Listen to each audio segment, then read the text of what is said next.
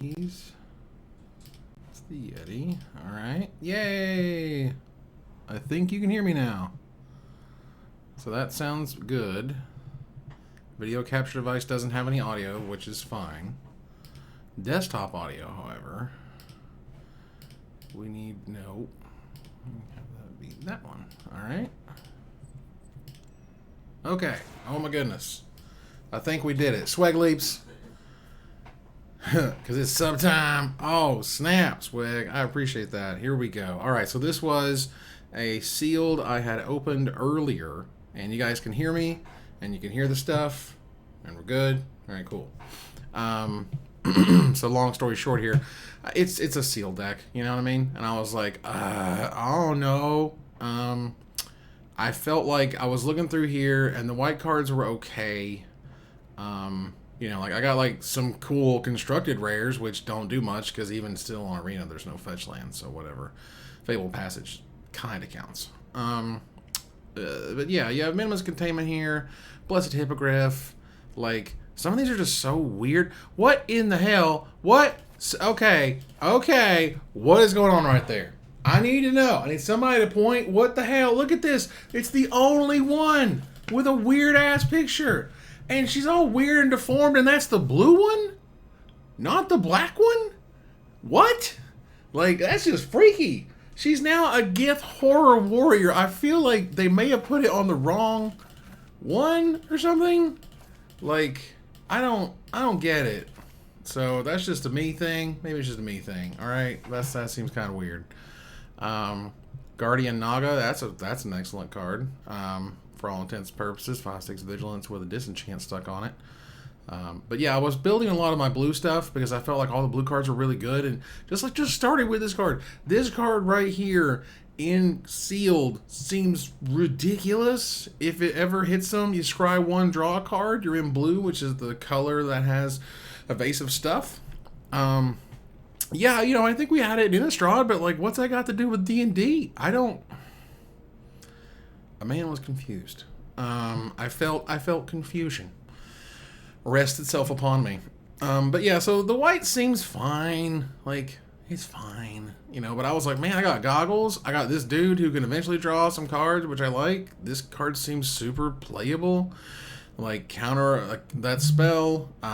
You know, if it's a creature spell, it makes it suck. But if it's not a creature spell, you can still counter it. Like that's fantastic. I know, right? That was. Oh, do we think it'll do a decent? Whoa. All right, so we blink a creature and draw a card. That's fantastic. You know, we got 2 removal spells right here. This thing seems fantastic. Good old fashioned. You know, you find the villain's lair action. That card is great and playable. The draw spell. You know, roll dice guy. Anything with a new keyword is worth testing. I mean, you know, this guy is a 5-mana 5/5 flyer that lets you scribe one and draw. Like, card is just value. Like, these adventure cards are all just insane. Like, they're all super crazy playable. And this one is, you know, if you control a dragon, then draw 4, you know, pay 4, draw 3, instant speed. That's good, clean living right there. That's above rate, generally. Yeah, so, like, all of these cards seem great. And the question was, you know, are you trying to maximize the dragon synergy? Because I got this guy who's really cool. You know, whenever you cast an adventure or dragon spell, it deals damage equal to that spell's mana value to any target that isn't a commander. So, like, it reads like, what the hell? It's a 5-mana 4/2 flyer?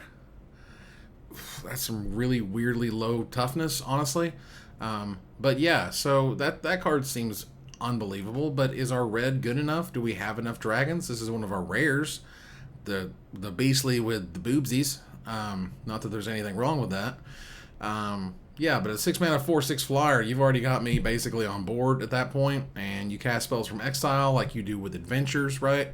Like you copy it and it gives them haste, and so a bunch of hasty dragons. Like, it sounds awesome. And there's another dragon over here that does some cool stuff that fixes your mana. We have a dragon fire. Like, all of this stuff seems great. And my phone is still buzzing. Why are you doing this? I see. It's from somebody important.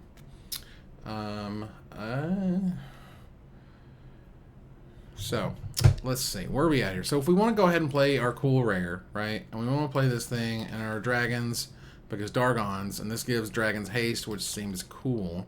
Also speeds up your mana a little bit. Is this card any good? Like, this seems not great. You know, find some prisoners. I like this card a lot, actually. And I guess I like it too much. This was one of those cards that I had pre-ordered a bunch of them at one point, you know, because I do a little specs every now and then, and I hit it big with the Innkeeper. I got a bunch of the Innkeeper for 50 cents a piece, but I did not hit it big with Find Some Prisoners. It went sad and it went sideways. So unexpected allies, red and generic for a sorcery. Target non-token creature you control gets +2/+0 against double team. It also gains double team says when a creature with double team attacks, if it's not a token, conjure a copy into your hand, and they both lose it. It also gains first strike until if it has the same name as another creature you control or a creature card in your graveyard. That's interesting. Okay. So if you play at sorcery, well, it is sorcery speed, right? So if you play it at sorcery speed,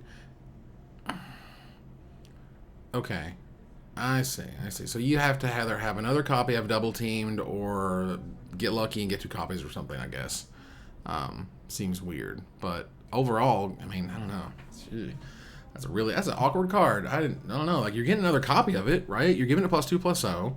A bunch of these things have really cool abilities and or just good old fashioned dragons with adventures on them. So I'm super happy to make copies of them, even if they don't get bonuses. And I am, I guess, conjuring copies of it, so sure. But, like, definitely playing that, right? Like, that's actually really cool. I like that. I think this card is actually super cool. I hadn't actually seen this card yet. Choose a card in your hand to perpetually gain haste. That's so rad. Like, there's been 1-mana 1/1s that tap to give a card haste, and those have been playable in various formats. Like, they really have. And this gets around it basically forever because you can give any card in your hand that ability. That's super awesome. You know, I think there is a question of, do we look at the green dragons? Do we look at green for, like, other abilities and stuff that we can use? You know, we do have 2 Pilgrim's Eyes, which is nice. We have a Prophetic Prism, which is cool. Yeah, didn't the Warcaller seem nuts? I'm just like, holy cow, that card's really strong. Because every turn, you just give your whole hand haste. Like, and then it's either eventually a 1/1 or a chump blocker, or B, it's just rocking your crap the whole time, which is also incredible. So yeah, this card's interesting. When it enters the battlefield, it dies, make a 1/1, and it taps if it had any color. That's rocking and rolling. Exile 5 target permanent cards and separate in 2 piles. Huh. Did they just factor fiction and green?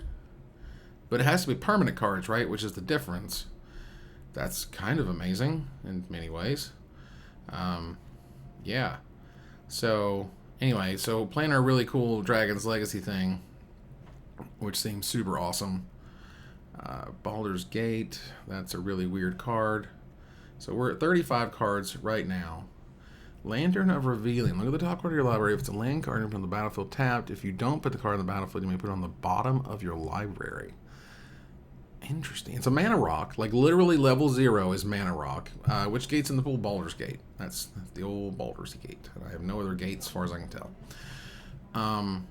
But yeah, so this card, a 3-mana mana rock, fine. We have plenty of big spells that we would need mana rocks for. But 4 mana just kind of like starts cycling through your crap. This is a sealed format, right? So that seems really strong. I still, like, Mirror of Life Trapping is weird.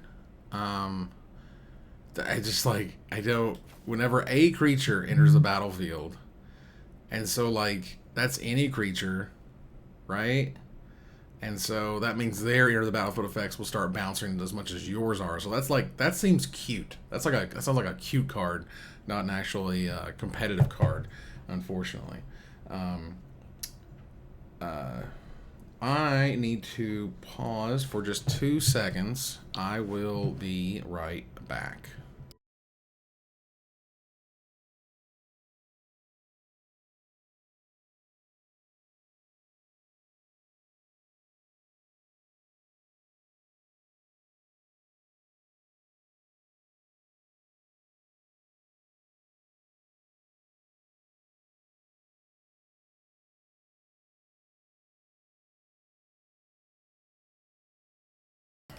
All right. Look at that. Just like that, we're back. Like a champion. Sorry about that, everybody. All right, so here we go. We have our sealed deck. We're trying to end. Well, how many creatures do we have? We have 8 whopping creatures, which to me says, oh boy, we need some more creatures in this deck. But do we need more 3-drops? I don't think we need more 3-drops, but we definitely need something. We need some creatures. A good 4-drop is nice. Go ahead and get the Valor Singer guy in there. And get that guy. Hey, we gotta have Warcaller too. Why not? Let's just make it interesting. Alright, so that seems fine. We don't have any lands or anything we can run. The Baldur's Gate is cute, but, like, you know, cute. No other gold cards? Let's give it a run through. Let's see what it feels like. This is just a weird set, man. I don't know sometimes how to feel about this weird set, because it feels unbelievably overwhelming in a way that I've never seen. Like, even Ikoria didn't feel this weird, because, you know, I think Ikoria got a much longer spoiler period, right? And everyone was generally interested and excited about it, whereas, like, the Alchemy previews, I couldn't even find them. I had to find them off of Wizards website. Like, you know, what are we doing here? There's no Mythic spoiler, you know, tracking it. And if Scryfall was, I didn't even see it. Eventually, they got the cards on their side, I think, when Wizards was done with it, you know? So, like, there's a whole level of excitement that's not there, and interest that's not there. And then you're stuck, you know, with, like, whatever's left. I mean, yeah, it could be, and again, this could be where we don't know how big this format really is. Every time people kind of dismiss it, Wizard generally comes out in some form or fashion, and they'll say something like, you know, well, those stats are, you know, one outlet's whatever, and only the people who install that app, you know, do that thing. And, you know, Lord knows the numbers are wildly different. God knows what happened when they finally got to mobile. What the hell are we doing here? Waiting for an opponent. Come on, man. I don't know what's going on. I don't know why it's being this way. Do we just keep waiting? Like, there is a point, like, do I just try to stop it and restart it here? Like, generally it'll bring up a thing. Okay, I see a cancel button. It'll bring up a thing, and it'll just say draw, and then you'll move on with your life. Can we cancel out of this? That's interesting. That didn't show us until like 90 seconds in. All right, we'll try again. Spin the wheel.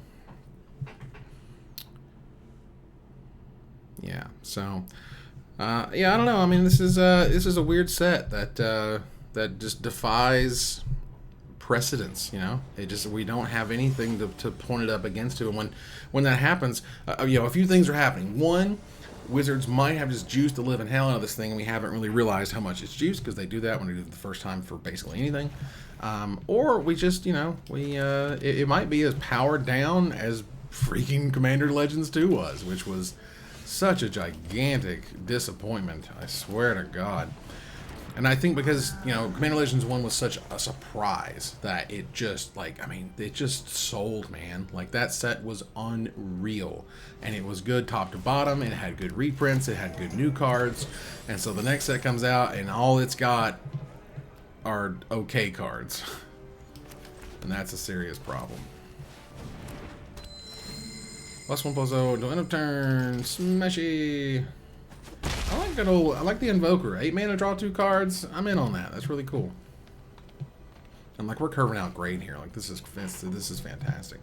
Next turn, blue dragon into dragon. Like, let's go. Meanwhile, they're playing, so Garbage Andy is playing blue-green. That's interesting.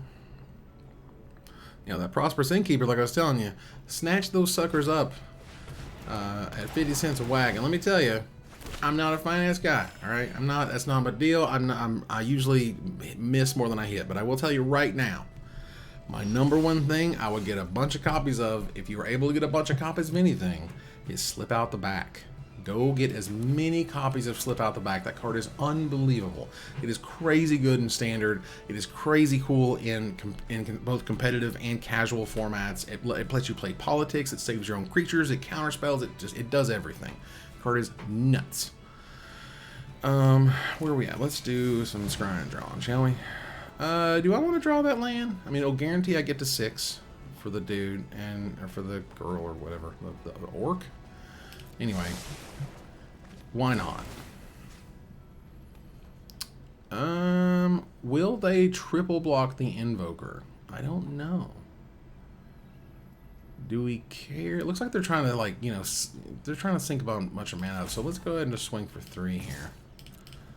Like, if, you know, if they triple blocked, fine. Honestly, I'm surprised they didn't just jump it a little bit, but I guess they are at 20, so who cares? But yeah, they're ramping up for something scurry. I definitely can see you drafting for less than $10 because, man, Wizards, man, y'all, they made a core set and didn't tell nobody. Okay, Fireball-y feels appropriate. That guy seems to be very scary. And 2 damage to your face. Alright, that's cool. That lets us attack with both. I will take it. Yeah, some good old cheap drafts. I got to play the I got to play Double Masters 2022 limited. That was neat. Hell of a format, man. I was drafting Jund, and I got past Lavalanche, and I was like, y'all don't even know how sick. I had forgotten the card deals X to the player as well as to all the creatures. I just completely forgotten that. And yeah, damn, that was crazy. Do we want to play this weird thing? Or do we want to play the 4/6 flyer? Now, they probably have a removal spell. That's just guessing, you know, wild guess. Let's go ahead and give it a swing, because nothing we do here is going to change the fact that we want to swing with both.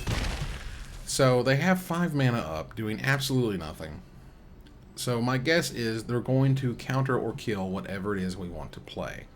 The more powerful of these, weirdly enough, I feel, is this guy. I think you want to deal X to any target rather than make an extra version of whatever you're casting, which is nice, but, you know, dealing damage versus this. So let's see what they got.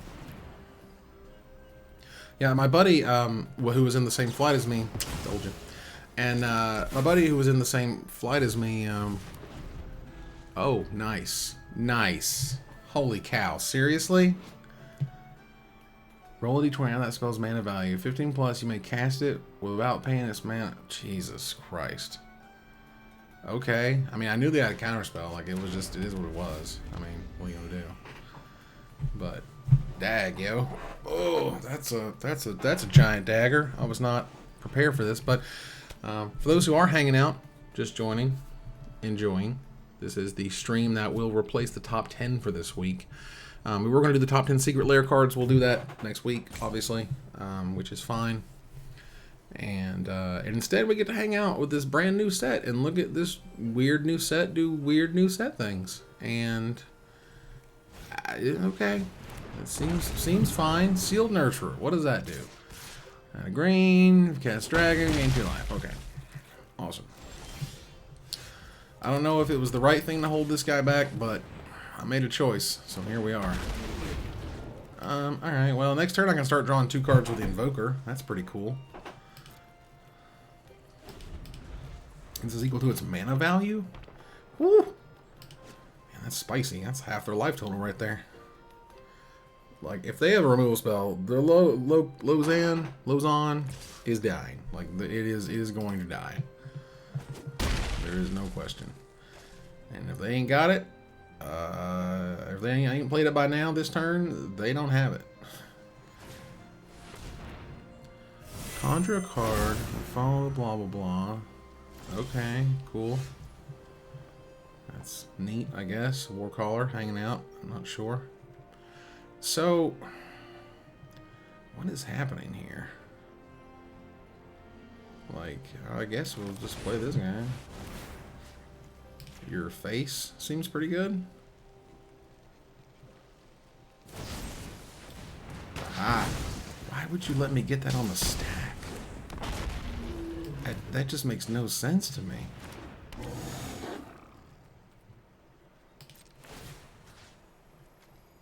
Yeah, I mean, alright. Triple blocks, anybody? Works for me. Huh. Yeah, I don't know why you let me get a trigger off that. Like, and they knew I was going to get a trigger off that. Like, they could have done that on my upkeep or something. Like, that just doesn't make any sense to me. Man, this Warcaller seems completely nuts. Cause it's just the same thing as if it just gave it, you know, a creature haste or whatever.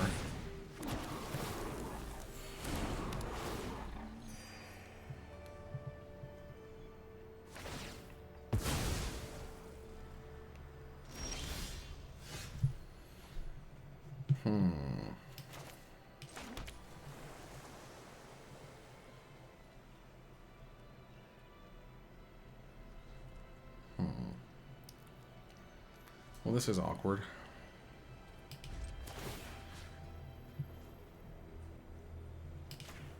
I don't think I want to attack. There's no good attack here. The best I can do is draw 2 cards and decide whether I want to block or not. So let's do that. Let's draw some cards, everybody. Okay, so we can Charmed Sleep his 2/5. I can go ahead and give that haste. Lol. I love it. That's insane. That's pretty awesome. Alright. I mean, a Charmed Sleep is 2/5. I can take him to 4. That doesn't feel like enough. He doesn't have a lot of power on the board otherwise. I'm taking to 3 because of the singer. Okay.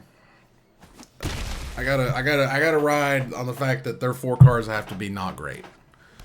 Lands, cards that do nothing. They have 1,000,000 mana. This thing does a million things. What does this thing do again? They're likely going to put it into blue or red, or they're going to put it into blue. Destroy target artifact or enchantment. Oh, cool. Oh, great. Like the one I want to play. Fun. Huh. Well, that sucks. I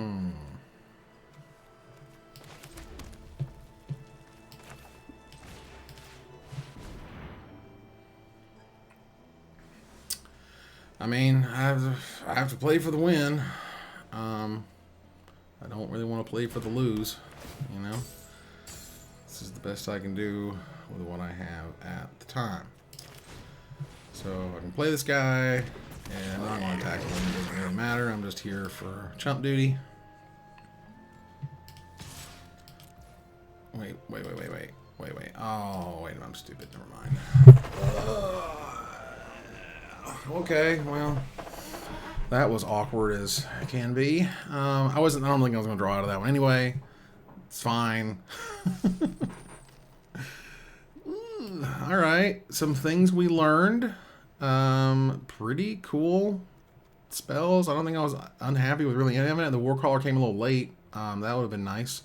But I think overall I'm not super unhappy or anything with it. There's probably some look into, I don't know. Should we look at our black? I haven't really looked at it that much. Hook Horror is interesting. I mean, we do have plenty of removal, and we got a specialized card in there, which is cool. Grim Wanderer is great. That Bone Caller thing can keep things coming back. You know, our green has lots of fatties. Our green has lots of fatties, and that's a cool thing. I like that. That's great. You know, arguably we might could shift into 3 colors again. We have the Pilgrim's Eye or whatever. Just lose some of the chaffy type stuff. I feel like we don't need both card drawing, you know, cards, for example. I feel. So let's see if we went a little less silly and we tried to run our super cool dragons, of which we have a bunch. Let's see that we got rid of that, and we got rid of. I mean, I really like that card, but I know it's a pet card. This card is cute, but it's not worth it. We definitely want to run that. We don't want to run that for 3 color. Generally, we don't run this either because it's a lot of mana intensity. But, you know, got to do what you got to do. It kind of sucks not to run the blue. Yeah, this card's bad. Not to run the dragon draw spell when you're adding dragons to it. Whoa. Alright, so let's see here. We were playing the Lantern Revealing. Do we play any other green cards? I like this card so much. This card is probably not nearly as good. This card seems to be ridiculous. Because if we turn her into the blue one, turn the blue one, scry 2. Excuse me. If we turn into the red one, then stuff gets big and scary. You get a boon and yada yada yada. Yeah, that card seemed very strong. So yeah, she was great. 39 cards. There's a split the spoils thing. And this card taps for any mana. And clearly we're not, suggesting cards here. So we have the Lantern of Revealing. We do not have a Pilgrim's Eye right now or a Prophetic Prism. I think we want to have at least a Pilgrim's Eye. If not both of those things. Baldur Singer's kind of cute, but not necessary. How many creatures do we have? 16, so we could lose some creatures. That guy is fine. So, up to at least 7 of each color, because we've got 5 mountains and 6, 7, and then forest, 7 and 8 here, to get those and fix that stuff. Not a lot of mid-rangey, like, should we add the 4 mana spell here just so we don't have a million 7 mana creatures, for example? Just to help the curve a little bit. Maybe just drop one of those. Because we don't want the curve to be too heavy. If we have a hand that's full of these 4 cards, we're just going to hate life, basically. So we'll see how they treat us. I don't I don't mind, stretching for mana in a sealed format just because, like it's slower, like just almost by design. You can't really choose your curve or whatever.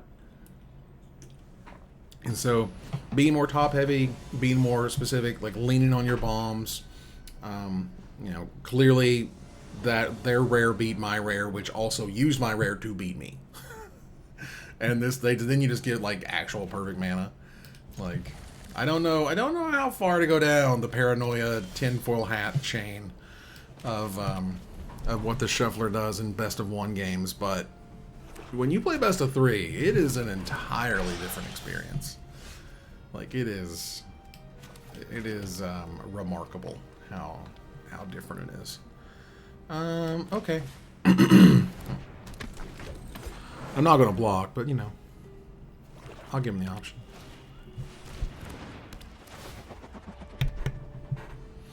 Pilgrim's Eye, everybody. Bingo bango. That's a Charmed Sleep that I want for, I guess, one of them. But I don't have the mana, so it don't matter. But I will. That's a really cool card. No thanks. So if I use the blue, I scry 2, and if I use the red, I get the boon. What in the hell does that do? You roll the 7, put those cards in your hand, then shuffle. Let's see. And hitting the nat 20 doesn't do much for you there, does it? Okay. That's a cool card. Now I have more mana. Gains hexproof. Interesting.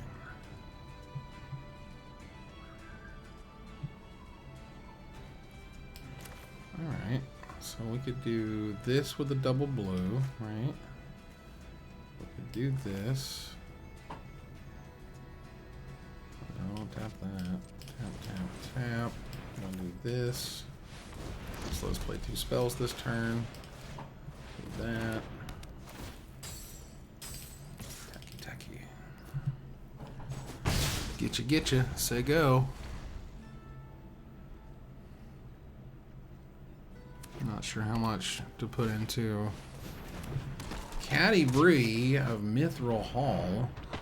2 mana, 2 to first strike reach. Whenever she attacks, put +1/+1 on it for each count or each equipment attached to it. 1, remove all counters, deal X damage, target attacking a blocking creature, or X number of counters with. Okay, that's a lot of stuff for a combat step. You got me. And its attacks Alright, attacking or blocking may only of the creatures when she attacks with equipment on her. This card, they drain some life or whatever, which is fine. I have 4, 5, 6, 7 mana total available. So let's go ahead and run this out. Keep up the Lina adventure. Or contract if they don't want to go for it. Let's say go. They don't have great attacks anymore, so it's a question of if they're going to bother for attacking anything with non-flying. And if they don't, we'll draw cards. Interesting. Ooh, okay, alright. Alright, somebody has something. So let's make them have it, everybody. Today, and making them have it. There you go. Do your worst.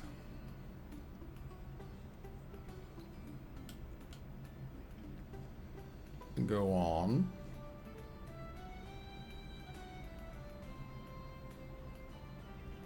Just got first strike. It's going to cause a serious problem, depending on what their trick is. Oh, that's fair.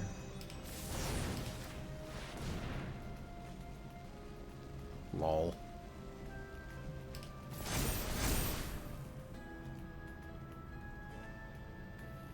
I mean, do you have a second trick? It's on you. Like, if you do what you do, you got me. I'm out of tricks. I have no more mana. I can activate nothing.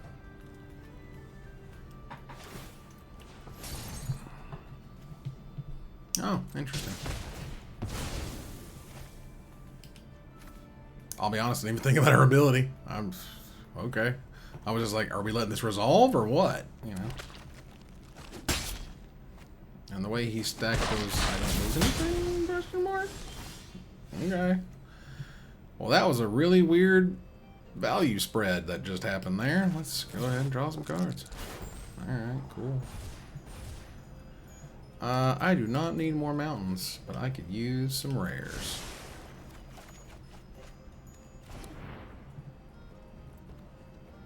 Interesting. Well, there's not any of those I think I want to get rid of at this time. And I think I just smash for 2 here. Keep up my attackers and blockers. Thank you, Golgari. I appreciate that. We are here to play the magical cards. So many magical cards. Ideally with me narrating this experience. That's a 7/6 that can't be blocked by creatures with power less than 3. Which is also kind of silly. And see, the first thing is, I'm going to play this giant monster. And it's going to be great. Because when I play my Lina Worm, or Lina Worm or whatever, I get 2 of them. Yay!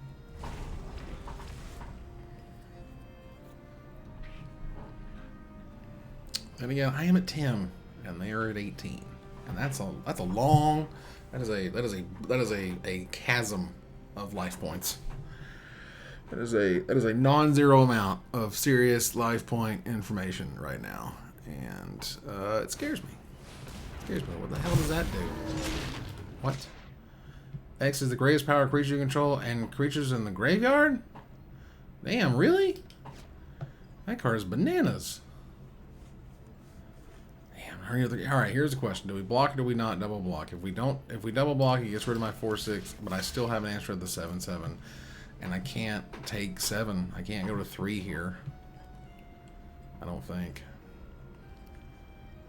Like, next turn I can play a 7/6 and gain 3. So, like, I can stay honest.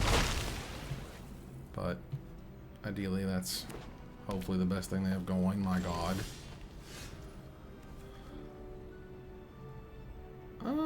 I think we let them think we're at 10. My boy's got haste. That can be chumped all day. Let's go. Let's go. Come on. You want to go to 11? Ah, okay. Well, that's fine too.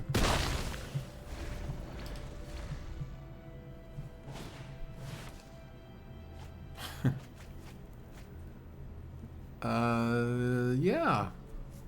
Yeah. No, I played that arcade game. It's not any good. It's really bad. Hello, Nerd Girl. How you doing? Hope you're having a wonderful day. This format is so weird. I just... Lordy, I'm getting trounced. Is the way it feels like it. Okay, I can play a 3 mana. I can only chump block this guy one time, unless we play this guy and gain some life. I just do not like what is going on with that 7/7. Because I have to block the 7/6. Like, I have to block the 7/6. And now my stuff doesn't add up to 7 anymore. And that makes me real sad. In my sad parts. What you got? Oh, you gonna mill 3 cards for going at the 7/6? Oh, is that a freaking gold dragon? Jesus, mother, man. I was hoping you could bomb harder, but I think you've bombed your bombness over here. Lordy. How in the hell am I supposed to stop? A 7/10? A 7/10? Oh my god. I mean, I could play a couple of very exciting rounds of chump blocking. Holy cow. Yeah, sure. Let's go.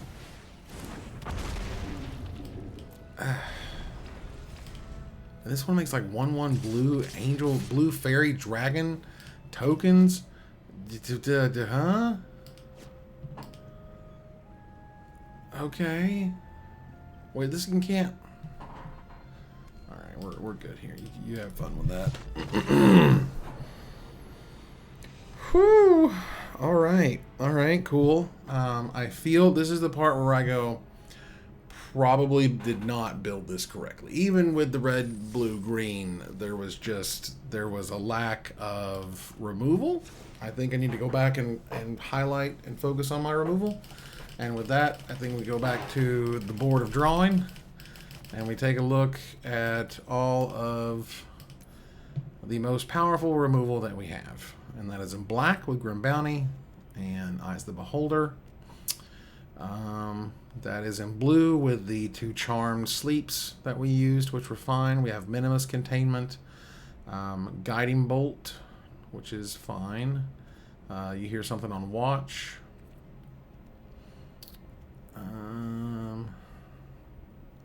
That which does a million things, and one of them turns you freaky.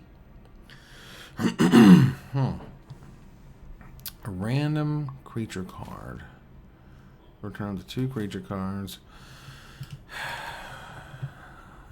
This does give you lots of 5/6s with disenchants on them, and it cracks me up knowing that like this is the most unprintable card in 2005. Like, it is unbelievable. Like, R&D would just like put you in the dirt if you said that was a decent okay card, and you'd be like, it's not even that good. I'd be like, all right, so big endings, big top endings. So what's our biggest top ending stuff is our blue stuff with that giant serpent guy, our Guardian Nagas, which are pretty cool, and this squadron seems pretty awesome, quite frankly. But you do have this guy. You got our top end here with the dragons. So if we're looking at a green, like our rares, let's see what our rares we have. Rares and mythic rares. We have in white. We have in red. Red black. A Baldur's Gate to fix thing and mirrors or whatever, which seems terrible. All right, so let's try the white and the black, shall we? At the very least, let's go and see what's playable. When a creature leaves the battle for this turn, you get a boon. And it gets blah blah blah. Well, that's a really weird card. From Demons and Devils, that matters. Okay. I mean, we don't like this is a. Of course, I have 2 of this card. Great common equipment, by the way, because that makes all the sense in the world. A lot of blinking. So let's see if there's a lot of enters the battlefield action going on here we can abuse. Green has plenty of it, which is pretty cool. So maybe green, white, black, right? Maybe some green, white, black. Maybe we get some fixing in there. Play some good green, white, black cards. That card seems good. It kills stuff. I don't know if that's worth playing, but we'll see. Removal.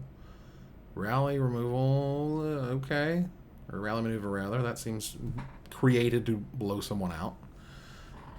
That card seems very good. There's a battlefield X up to 1. Target non-warrior creature you control. Return at the battlefield. There's the blinky thing again. So we have blinkies going on. I mean, this is a rare... God knows it does a million things. Seek a whatever. Duplicate something. Return cards, okay. The green one... what does the green one do? Other creatures you control in your hand perpetually. Get +1/+1. That's pretty dope. That's pretty dope. So yeah, the card's probably great. This card seems new and interesting. I want to play at least one Guardian Naga. That card seems really sweet. So about black and all of its cool removal stuff. So this allows us to get our biggest heavy hitters over and over. This exiles cards from graveyards, which seems like a big deal. There seems like there are a lot of messing with graveyards in here that this will go really well with. Hook Horror, I don't know how good that is, but it just seems... It seems pretty decent. I don't know. It's such a weird card to evaluate, right? Like Eyes of the Beholder, we want to kill stuff. Like this 2-drop seems absolutely nuts. I don't know if this card's good enough, but it certainly is super interesting. This card fixes mana. This is an enter the battlefield effect.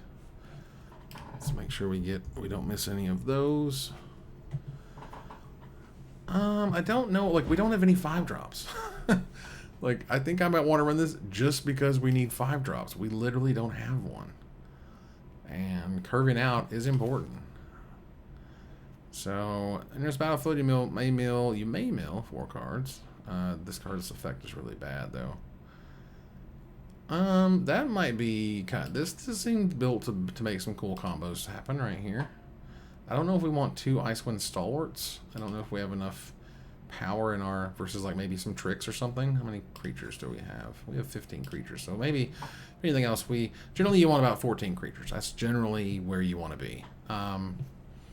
So if we're looking at some spells, I think we could take a look at this Valiant Farewell. Because it draws you cards. It's going to trade with something. Seems really powerful. Does black have any cool sorceries? Here's another 5-mana card that can get back some of our biggest stuff, which seems fine. You know, our curve again, it's just like, gosh, if there was a 5-drop that could fit in there somewhere, that would be great. Because there's not a lot of enters the battlefield stuff, and it's okay.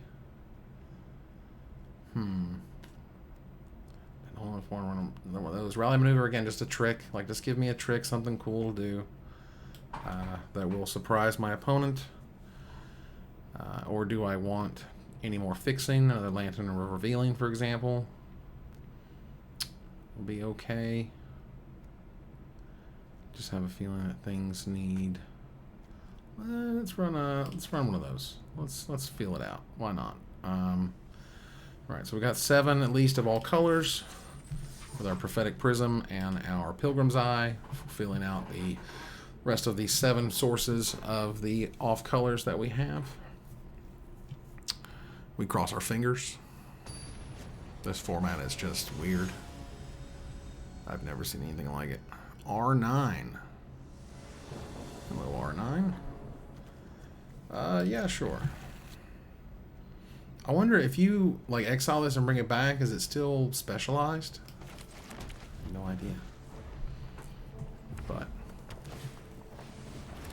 that's a Goblin Trap Finder. What the hell does that do? When it dies, seek a creature card with mana value of 3 or less. That card perpetually gains haste. It costs 2 less to cast. And at the beginning of your end step, sack it. That's a... First of all, that illustration is fantastic. And the whole card just seems ridiculous. Excuse me. For 1 white mana, target creature gains indestructible, and that's just 1/2 of this creature. And it's a 4 mana 2/3 flyer that does stuff. Like, let's go. I am okay. You know what your trap finder to find a trap? Question mark. I will get you, my pretty. Okay. I was like, please use a trick on it. That'd be amazing. Yeah, good luck with that.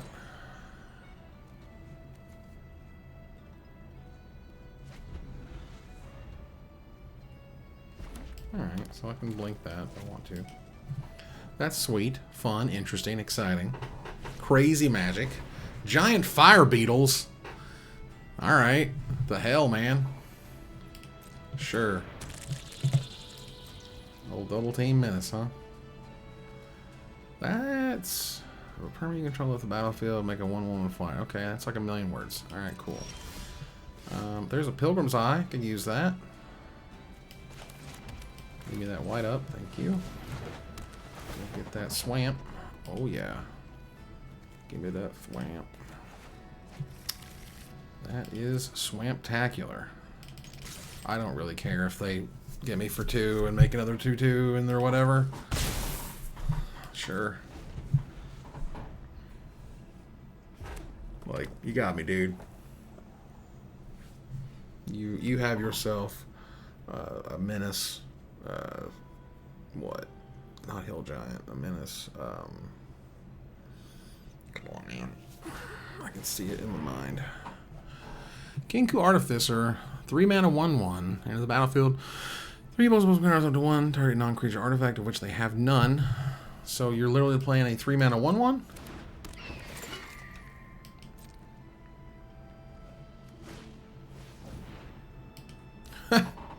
Nice. Okay. That's funny. I don't know if I want to do the Blessed Hippogriff thing right now, but it is freaking hilarious. Like, do I care? I don't think I care. I think I'd rather just want to have them lose that guy. Adorable. Alright. Now lets me play her. What? Did I gain a boon at some point and I had no idea what was going on? What? I clearly missed something. Sure.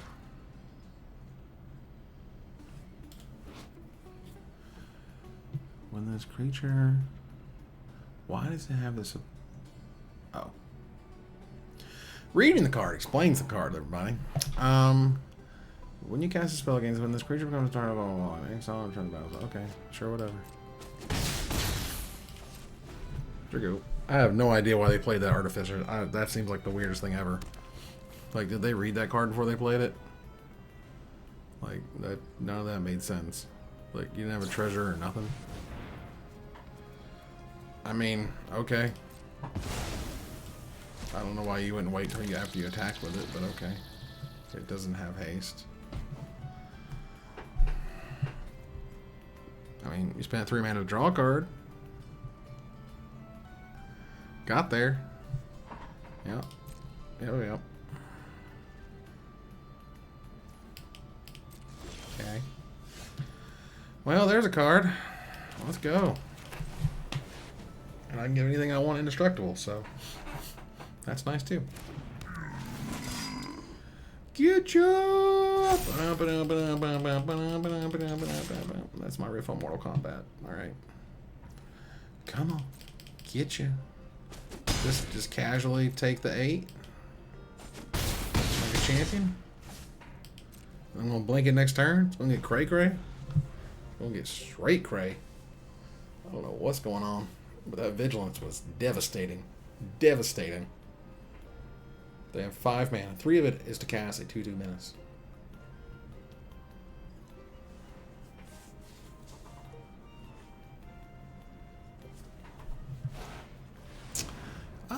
there's that unexpected ally thing.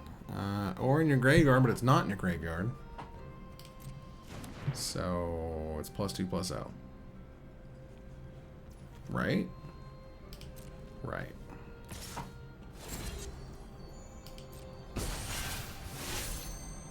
Okay, did the double team? No, didn't get the bonus. Yeah, man, I don't care. You are still very much losing this game. Fair enough. Good game indeed, because that is over. All right.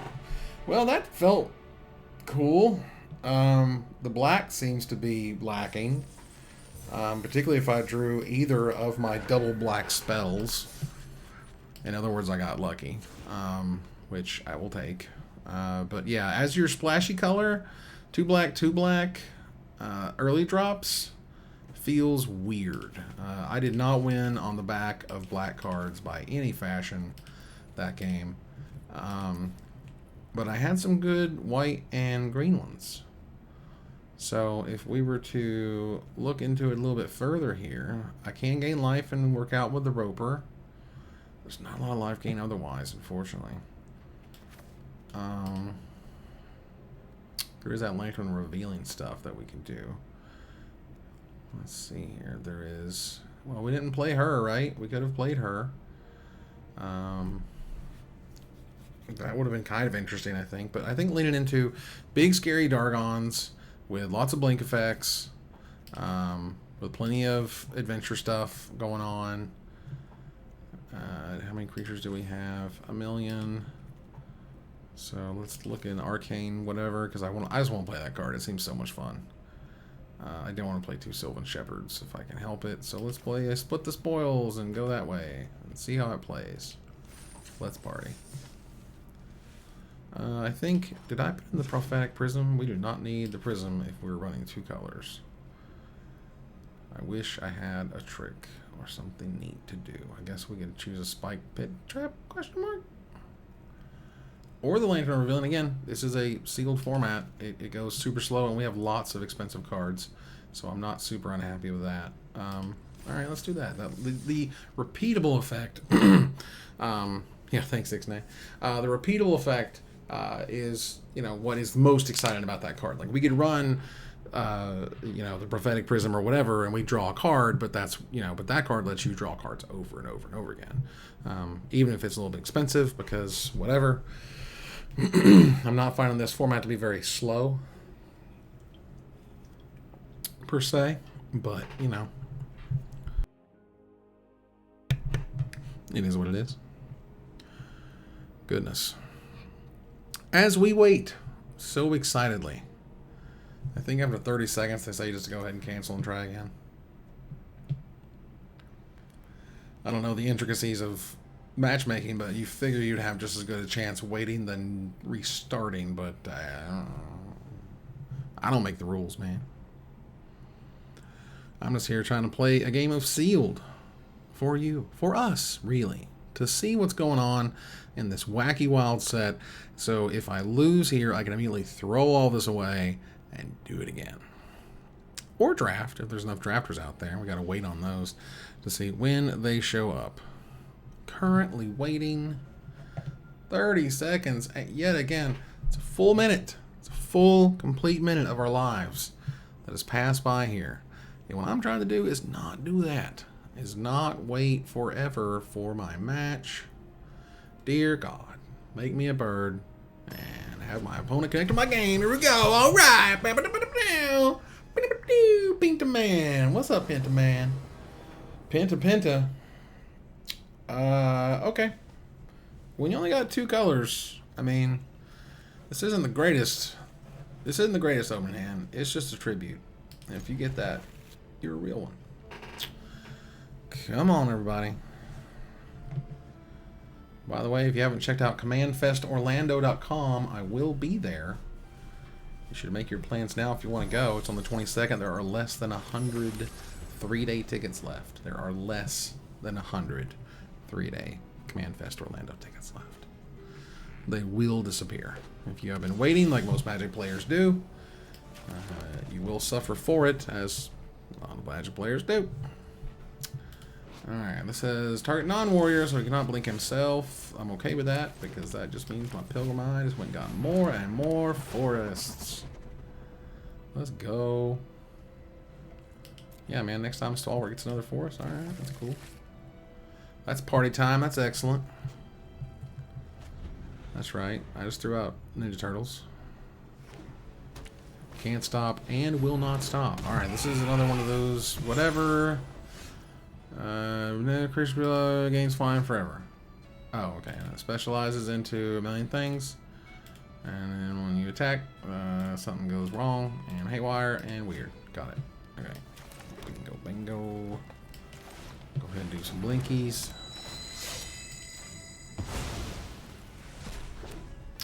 Thank you. More blinks for the buck. Now, our hand is chock full of lands. We are chock, everybody. We have been chocked. Would you like to specialize and hurt me deeply? You are free to do so. There you go. Oh, with the black version. And then whenever you attack one or more creatures with flying, each opponent gains blah blah, and who cares, whatever. Alright. This says start attacking creature. So we're going to see if there's going to be free damage at the damage store. No? You're going to make me have it? I'm okay with that. Whee! Got him. Oh, snap. Oh. From the top rope. Hammer, don't hurt him.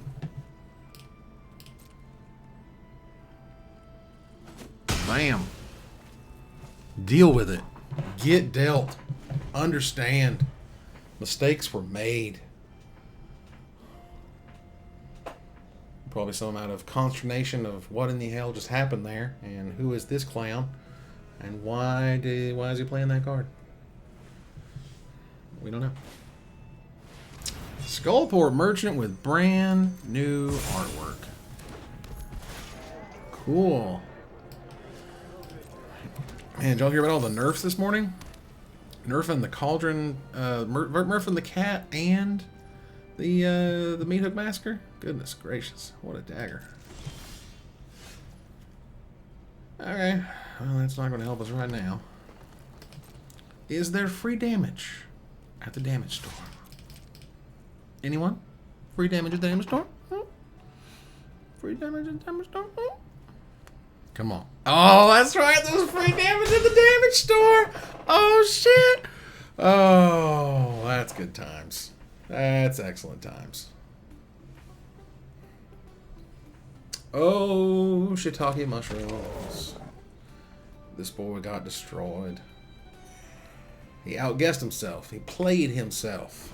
When he should have blocked there. He should have blocked there all day. You gotta make him have it. There is no free damage at the damage store. You don't give that damage away. You keep that damage. You say thank you. There's a Gate of the Black Dragon. The hell does that do again? Oh god. Put a rope on whatever, otherwise we do the ropes and we're roped. Yeah, we're gonna want to pay that and keep the 7/6.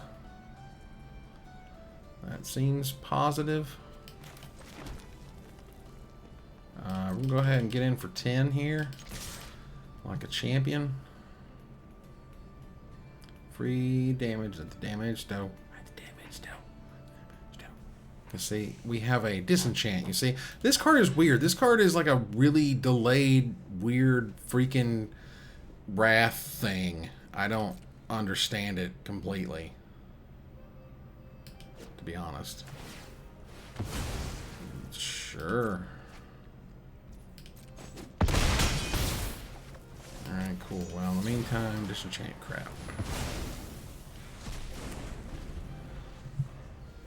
Probably should have played the lantern there, but whatever. I was more excited about answering their weird rare. God, that card's just so hard to understand. Like, what are you trying to do? Why is it called fraying line? Why do we put rope counters? It's just so strange. Now, what's this thing do again? Oh, okay. That's cool, too. Well, get you. Because now we've got a trick. We don't need free damage at the damage store when you got a trick. That just comes naturally. What a world. You just, it's gonna just say, all right there. Like, I think you jump with the 1/1 flyer, right? Yeah. Which makes way more. Okay. What? You're freaking me out, dude. You wear a mask called counterfeit. You looked that up. That's a lyric. Sure.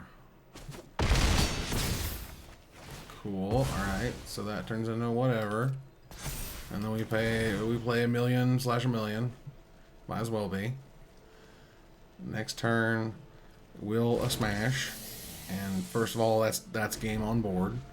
And if they do have something, we have this with the hexyproofs. Or this if they play a monster. What does that do? Which is how much? Did it say? 4. Okay, so that turned to a 4/3. Well, that's kind of neat. And then it turns into 8 million things. Or what's the white version? Targets next first strike. Okay, that's not for nothing. All right, cool. I think the game has ended. We could play this. I mean, does it really matter? They have no good blocks. Sure, just whatever. Just attack. Don't get cute with it. Just attack. What would you like to do? Where are you at in your life? Who is your daddy? And what does he do? Okay, you're dead like a million different ways from this. Like 8 million ways you die here, alright? I just want you to know this does not look good for you. A man's got 4 cards and 1 million mana, and you have whatever the hell this is. Yep. Sure, die?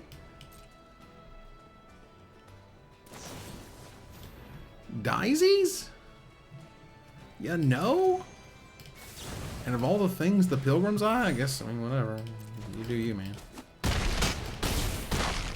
guess it was the flyer you got blocked. And that's the GG's. Alright, well, hey, how about these white-green creature cards and tricks and things? Very nice.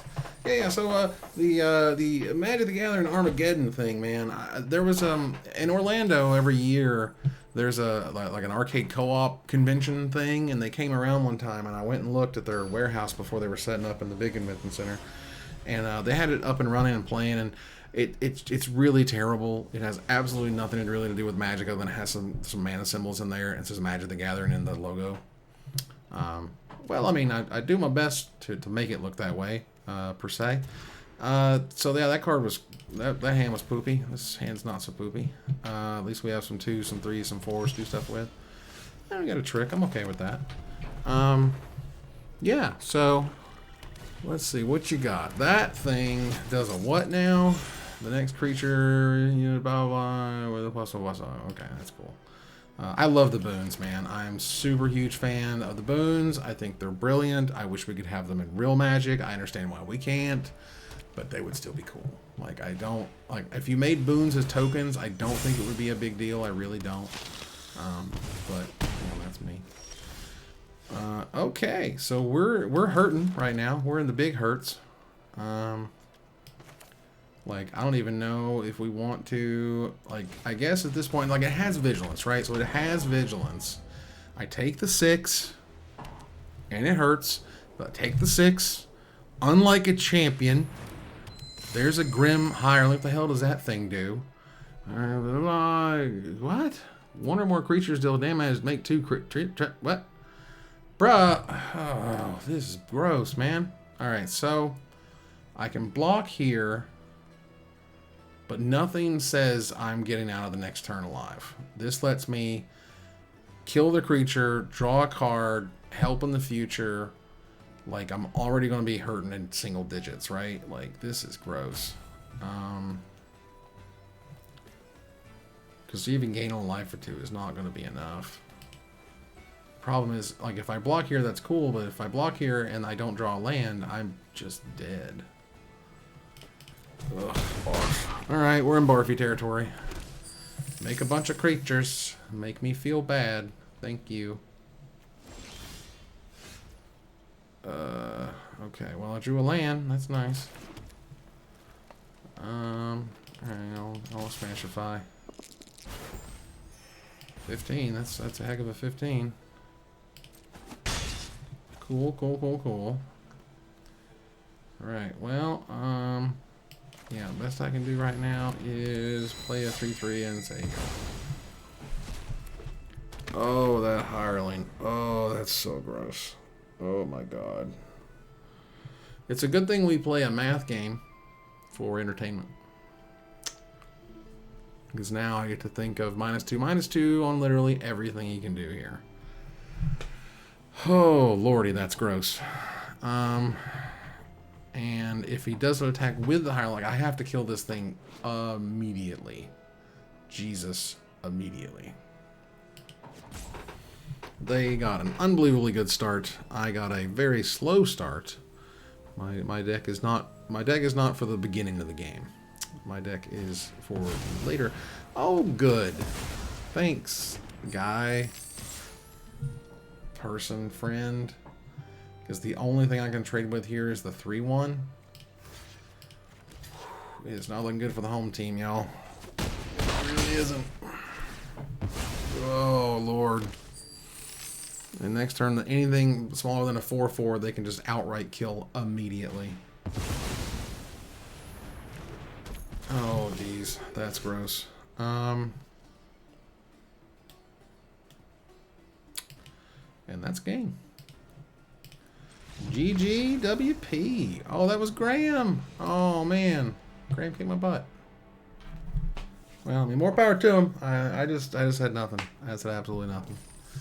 Which, that stinks, but you gotta do what you gotta do. Alright, let's spin the wheel again, shall we? Can we be wheel spinners, please? Come on, big dragons. No big dragons, but we did get a kitty cat. And we got whatever the hell this thing does. A 2-mana 2/1. If there's 2, blah blah blah. Can't be blocked as long as attacking alone. Okay, makes sense or whatever.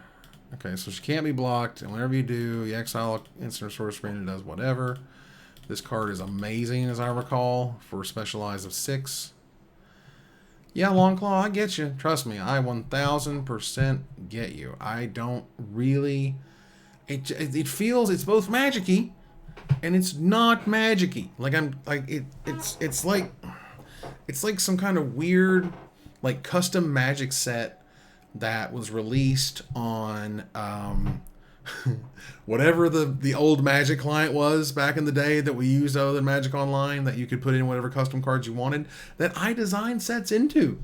Like, I did that. Like, I made my own custom cards and decks and all this other stuff, and even put some artwork on there for a while. Like, I did the whole damn thing. And that's kind of what this feels like, which is like, some neat cards that do some weird stuff, but some of them kind of because they can, which is also weird.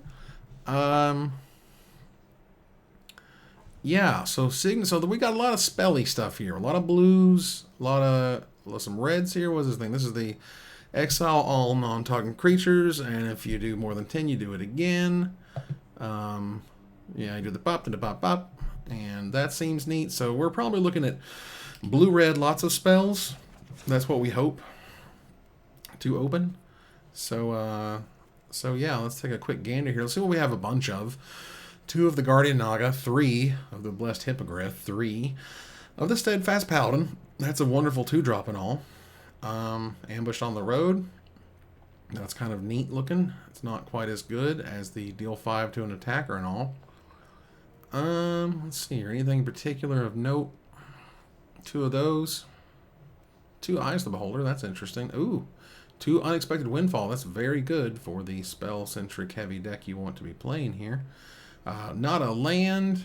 Barely two prismatic or prophetic prisms and bronze walrus. Goodness. To be had. As well as Earth Cult Elemental. That's a fine card as a finisher. Signature spells is whatever. Like, my problem is I don't... Yeah, all right, signature spell book, but I don't see a lot else. You know, I guess you want to pair it with like powerful spells you would get and play from there, which is looking more, well, which should be the red spells, right? We got the Fireball, which is good. We have two Unexpected Windfall. We're going to play our rares. Like, we might as well just get those in there. Signature spells regardless. Like this guy, like what the hell's up with this guy? I don't know. I hope it's better than it feels. Displacer Kitten, do we care? I guess. I mean, yeah. Vile Duplication, create a token that's copy of target creature, so it has flying, isn't legendary. That's kind of neat. I like that as an idea. Oh, the specializers. Remove all study counters. This is a looter. That's a 4-mana 4/3 looter, which is fine. There's that artificer guy we were looking into earlier, which is awkward. I think this card's like nuts. Like, who in the hell wants to ever block this creature? Like, that creature perpetually gets -2/-0. That card seems like unblockable. Basically, that card is unblockable. This is an interesting card. Seek 2 non-lands, put one from your hand in the bottom left. That's the perfect kind of spell we want for this deck. Something weird and stupid. And this card seems also great for the play lots of spells deck. Hypnotic Pattern. And this one seems good too. So, like, I like that card a lot. I guess Displacer Kitten's going to be interesting. I mean, do I care about a 5-mana 4/5? I guess. Like, let's go ahead. Like, all of our red stuff is okay. Just not super great. I like how this perpetually gains must attack if able. That's kind of cool. And we get the Fireball, we get the Fatty. You know, like, I don't see us... Like, that's cool as an instant adventure, which is nice. You know, and now we have, like, 36 cards, and it's like, do we just kind of add in... like some stuff? Like, do we just go like bump, bump, bump, and then this guy's a 5-drop to help out with the curve and hope to God that gets us there? Because my problem, and what you'll find when you play decks like this, is you'll say like, this is a cool theme, right? This is a neat theme. It goes along with all of my rares. You know, it makes a lot of sense in that regard, but I'm running 12 creatures in this deck. So I have to rely on at least a few of these creatures to win the game. How am I going to actually defeat my opponent? Is it through this Fatty McFattison here, which has nothing close to it other than this 4-mana or 5-mana 4/5? Like, you know, when you look at like green, you're like, oh, I win the game with this guy, and with this guy, and with this guy. Like, this seems super cool and scary looking, and this guy has adventure, which is useful, and this guy is cool to ramp and is nice. Like, there's a whole bunch of really interesting things that are going on here. Damn. Now Owlbear Shepherd is like fantastic. Goodness, I don't even think I've seen some of these cards before. And here's another Follow the Tracks to get you one from the 5 colors or whatever, which is cool. And yeah, this is pretty. I think my green is like really good. 2 creatures deal damage with their power to another one. That's fantastic. An early Death Toucher is great. Yeah. So yeah, my problem is like you by default I think build these cool synergistic decks, and then you just go like I'm just kind of like fiddling. You know what I mean? I'm just kind of like doing stuff, and I'm not actively winning the game or having a board presence or whatever you want to call it. Now the question is, if I were to use, let's say black instead, would we want to run it? Like, this lets us rebuy our creatures. Deadly Dispute is awesome, as we know. Horde Robber is very good on the play. 2 or less, you conjure a duplicate. That's kind of interesting. Battlefield Scry 1. That's kind of cool for a 3-mana 2 power flyer. As we saw, Vampire Spawn is a fine creature. Like, I wasn't upset at it rather. And I think that, again, like, it's wild when you're in these situations when you're just like, I think these cards are cool, but I literally think that's all they're going to be. It's just cool, and I'm going to lose to their whatever actual threats and their actual answers, while I can't do either. And so, like, you know, we want to play the gas. This card seems great. Dispute's always great. Robber's great. Grave Choice is new and interesting. Like, I'll take Windrakes all day. I think this card is cool. This card is good. Eyes of the Beholder, we have dubs, so that's fine. Let's see here. Each creature you control gain menace. I don't know if that card's good enough, but again, that's also a card that will win the game. It's give all your creatures menace, smash. That will often just win the game by itself. And so let's say that we want to play that, and we're okay with this. I like the Circle the Moon guy. I think Follow the Tracks is interesting. We might play that. Definitely want to play the dragon-friendly cards. This card just seems fantastic. I don't know if I want to run 2, but damn, that card seems nuts. Seems great. Dragon Ranger. This is the guy who gets, like, really dumb. Let's see, we would play him with black. So, round the wheel. Attacks, increases X and menace. Okay, that's kind of cool. Yeah, you know, you just want to run. Damn, we got 2 of these guys? Hell yeah. You just want to run, you know, the old fatty parade, as it were. Because, like, we got tons over here, and that's what we're looking for. So, yeah, this is maybe not the greatest, but, like, we've got some weird fixing that could work if we really wanted it to, but I don't feel like I'm want to push too hard into the other colors. Let's take a look at Sea Tower Imprisonment. That card's interesting. Fantastic. Oh, wow. That's really cool. That's like the ultimate arrest right there. That gives you a 2/1 with double team even. That card's very strong. Scouting Hawk is cool because it gets you lands and stuff. We talked about the Paladin. So yeah, that's these are cool options, but I feel like the cards that can win us the game right now are in black and green. So fingers crossed, once more into the breach. We're breaching, all right? We are breaching, okay? Don't know if you wanted all that, but you know, I feel like part of your are here to hear thought processes, and so I want to give you some of those as I'm working my way through all this crap. All right, so this hand seems great. It has a 2-drop, it has a 3-drop, it has a 3 do something later drop, which helps power out our infinite mana removal spells, which is fine. Okay, cool. Bonecaller Cleric is a 2-mana 2/1, and that's what I like about it. This is a 3-mana 2/1 flyer, which is also fantastic. What you got? Manaton. Manaton? Manaton. Let's go. Alright.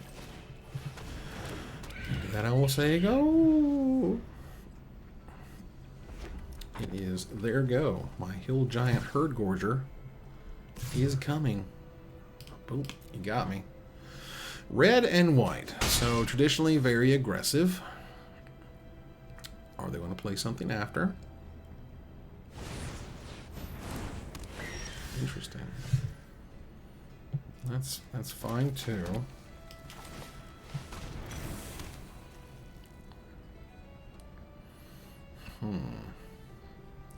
Let's say go.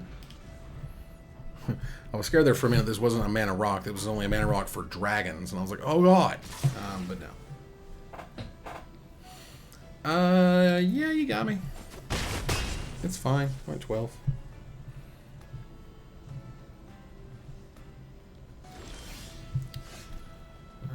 Okay, the Owlbear Shepherd. That card's cool. That card is very cool, so we're going to go ahead and get back in the race here a little bit. Now, they've got a lot of open mana. Like, that's like a million open mana right there. Why did they pass with 4 open mana? I'm sure they have some flashy thing. Maybe Cardi draw, but make them have it. Maybe they really didn't have anything. I doubt it, but crazier things have happened. Take it. I'll smash Ringo.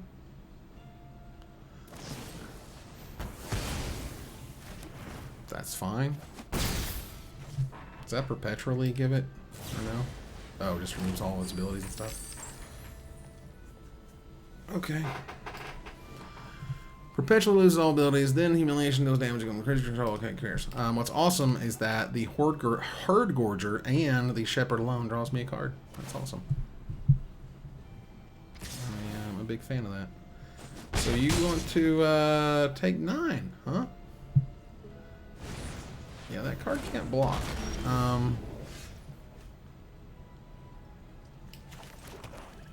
Alright, so we got 3, 4, 5, 6, 7 mana. 3 of it can go here. Is that an instant? That's a sorcery. Alright, so that's fine. We go here. We kill that thing. We attack. Drawing cards, my favorite.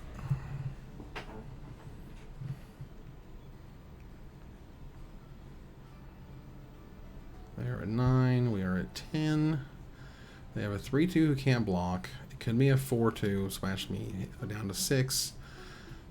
There is no free damage at the damage store if they would like to use one of their tricks on my Shepherd, which I don't know if I necessarily want to block. I'd rather they not attack, quite frankly. Just hit me for 4. Don't make me make decisions, because I might make wrong ones. And I'm sitting here trying to explain myself the whole freaking time. Alright, that's a Steadfast Paladin. That's a Dude Bro McPal right there. Alright, so we have right now the ability to Eyes of the Beholder, the 2/2 Lifelinker. Now he's definitely going to chump with that. There's no question on that one. That's an instant. I don't have that, so we just, sometimes you gotta spend 6 mana to kill a stupid thing, you know? Now, I don't know if I can win the race here. I'll do my bestest. Because if he's got 2 damage in his hand, like that. Fiend Lash. What the hell is that? Deals damage to his power target player or planeswalker. That's fantastic. Alright, well, there you go. See? So, I don't know. I think I mean, they had it. They had a rare, you know? Like, I feel fairly good about the decisions we made in that game. Was not crazy unhappy about that. If you're just joining us, this is the Magic Mike stream. # free preview. Thanks, Wizards, for the account as they set us up with this super cool account that lets us play for free all the live long day. And might look into some constructed stuff. I don't know, man. This set, like, freaks me out. It's so huge. This opening hand is garbage. Actual garbage. Sure. I guess. We have 2 black spells and a green card, so that's why we keep 2 swamps and a forest. Alright. Shambling Ghast, everybody. Your friend and mine. What a hell of a 1-drop. One of the best 1-drops ever made. It's ridiculous how good that 1-drop is. It's good at all layers of the game. Look at us curving out like champions. Of course, we don't want to sacrifice the gas unless we have to, or we have a really good reason to do so. If they played a 2-1 right now, for example, that would be pretty cool. 2/2, not so much. But that means they can't attack into it, and I'm okay with that too. That means the Moon Druid lives on, and we say go. Now, you could argue that I should just attack there because they can't block it profitably, and you're probably right. You know, when I hit the button, I go, you know what? You should probably explain to your audience how you screwed that up. I'm like, yeah, probably should. That's That's how it goes. The priest of the ancient lure. Interesting. So band together as an instant? Yes, it is. Very cool. Good to know. Right, so if I attack, he's going to chump block here. He might not block at all with his Steadfast Paladin. So I lose my 4-2 and hit him for 1, and that would suck.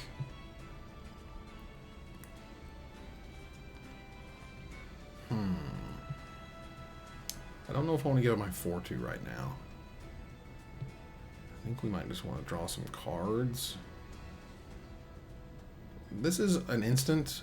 Don't worry, I'm not worried about Grim Bounty. They're not worth using the whole Grim Bounty on. And this is an instant, so let's just go. Let's just see what they do here. I'm curious where they're going from here.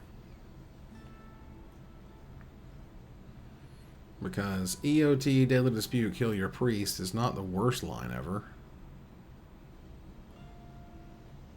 Like, we started a card down, which is already bad enough. Prophetic Prism just replaces itself. Signature Spells was one of the projects. They had signature spells for Jace, Chandra, and Gideon before they killed the project. Gideon's spellbook, one of his signature spells was him dead on Rest in Peace, which just cracks the hell out of me, personally. Okay. Alright, okay. Alright. Big Sacky. Big Sacky energy. Bye-bye.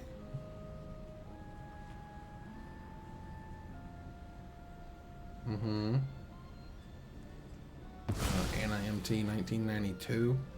I remember 1992. That was a year.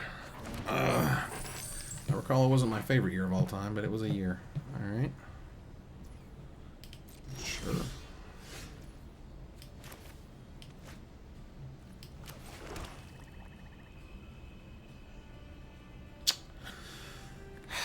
This is not worth a removal spell. But I guess it has to be. I have no choice at this time. I want to swing for 4. That's fine. And you gotta do what you gotta do so I can attack you.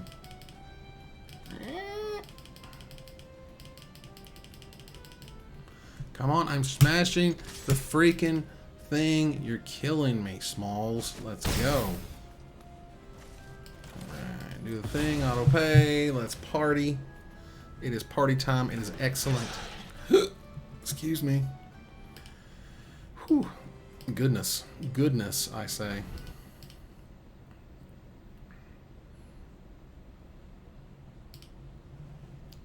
Yeehaw. We are live. We're doing 60 frames a second. I just pulled up some stats because, why not? Very cool. Average time to render frame is 0.6 seconds. Very nice.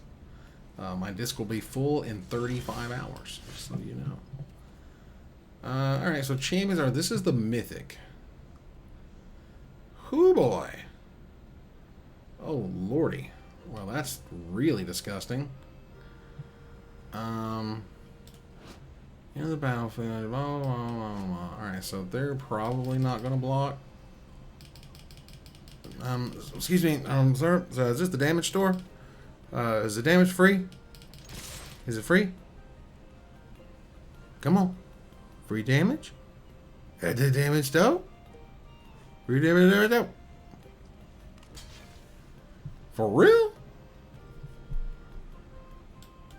Okay. I mean, I'll make this trade all day. So, what you got? Made me use the thing, didn't you? You made me use the thing. Goodbye. It also counters your spells, so you don't get your creature. That's a womp womp. That's what we call a womp womp in the industry. That's a womp. I'm guessing they're flooded. Or no, they could also just have freaking Black Dragon. When you kill a Basilisk, that's still pretty good. Oh, yeah. 4/4 lifelink flyer. That's great. I'm excited about that. Please block me.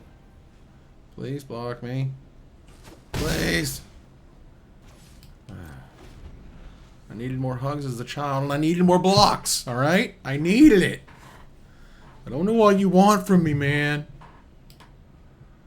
Oh yeah, the black Dargon. We've been away from the Dargons for a minute. This was AFR, right? This was back from AFR times. I mean, yeah, you got me, dude. You really ripped that sick land right out of my hand, bruh. You really showed me what was what. Thieves tools. All right, that's cool. I like that. If I like that, I mean I don't like that.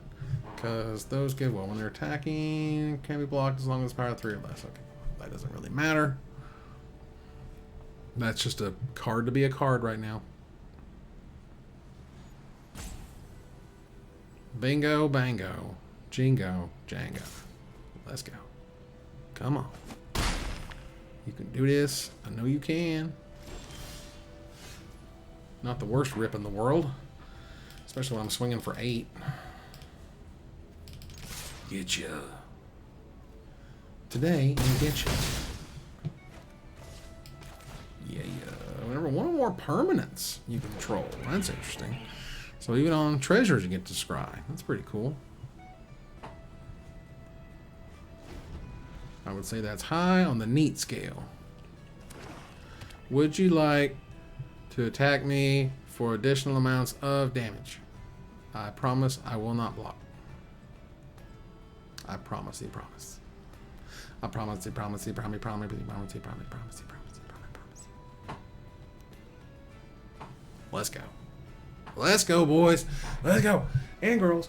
Everybody, let's go. And theys and those. Let's ball party. Let's get on the good time train and ride it. And that partly means go. Oh, that's an Albel Bear Shepherd. Now, if I attack and he blocks, I don't get to draw the magical cards. So, I don't remember the dragon card I had, but I want them to think I remember. I think a lot of people would rather go on Love Train, but this is Twitch, and there are warnings about that kind of thing. There are warnings, there are rules, like I can't get into a bikini the way I want to. So let's just attack this guy. If they kill it, I get a Dargon. I get a free Dargon. And that Dargon will mess them up. Now you may block that all day. And then I don't care. Sure. Okay. Totally fine with me. Totally cool. Let's go. Hell, ironically, if you'd have blocked and killed it, you'd have gained life and drawn a card, wouldn't you? And here I am, drawing cards like a champion. Oh my goodness. Look at old Rampant Growth Boy here. Look at old Rampant. Get on the screen. Look at old Rampant Growth Boy over here. He's just ramping while he's growthing. Yo, dog, I heard you like a rampant growth. Because this boy goes and finds 2 basic lands, and you put them in your hand and roll some dice, and are awesome. I'd want to see Hot Tub Stream. I like Hot Tub Streaming. Man, if I had a hot tub, I'd be in it, I assure you. There was one time, even as much as I can almost remember in my life, of having an actual factual. Jesus Christ, what just happened? What the hell?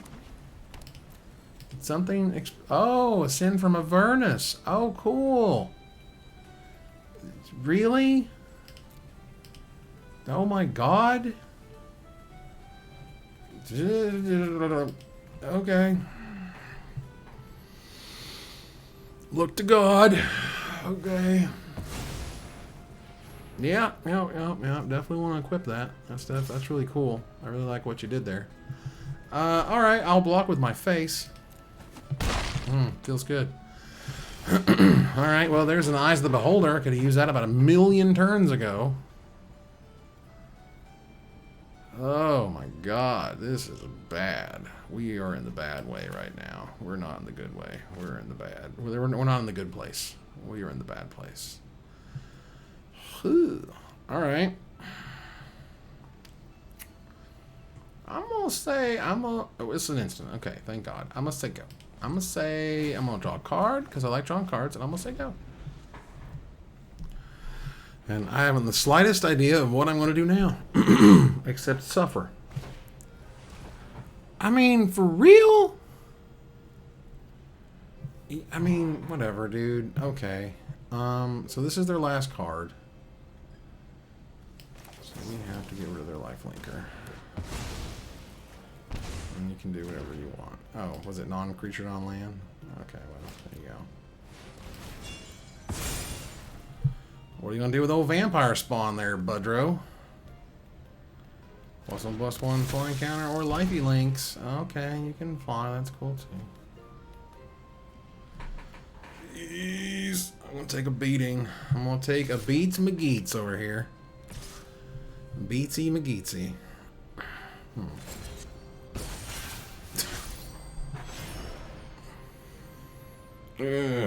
Like, was I supposed to let them have the freaking 4 mana, 4 power lifelink guy? Like, none of that makes any sense.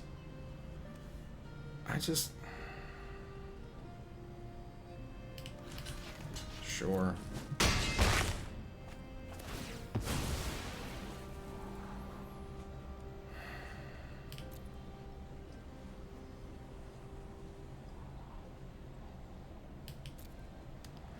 I don't think that's doing that's not really getting it done. That's not really going to provide. Like, the fact that, man, the Champions of Tier, that card is absolutely ridiculous. Like, absolutely ridiculous. Here's a card that had been cool a million years ago. Let's go ahead and do Grandpa Growth Boy. I'll do these. I'm going to roll some dice and get screwed, because of course we do. Nice. And then there's that. And we do that. And then Robert is your father's brother.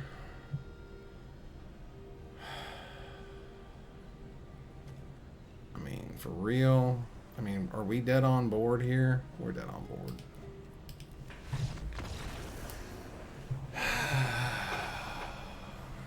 Man. What a format, everybody. What a format. Brutal? Painful? Arguably?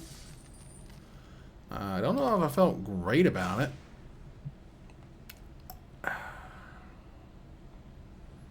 Top 10 match. Oh, that'll get you in trouble. That will get you in trouble. You keep the horny off main. All right, you keep the horny off main. That will save you in the long run. Let me tell you.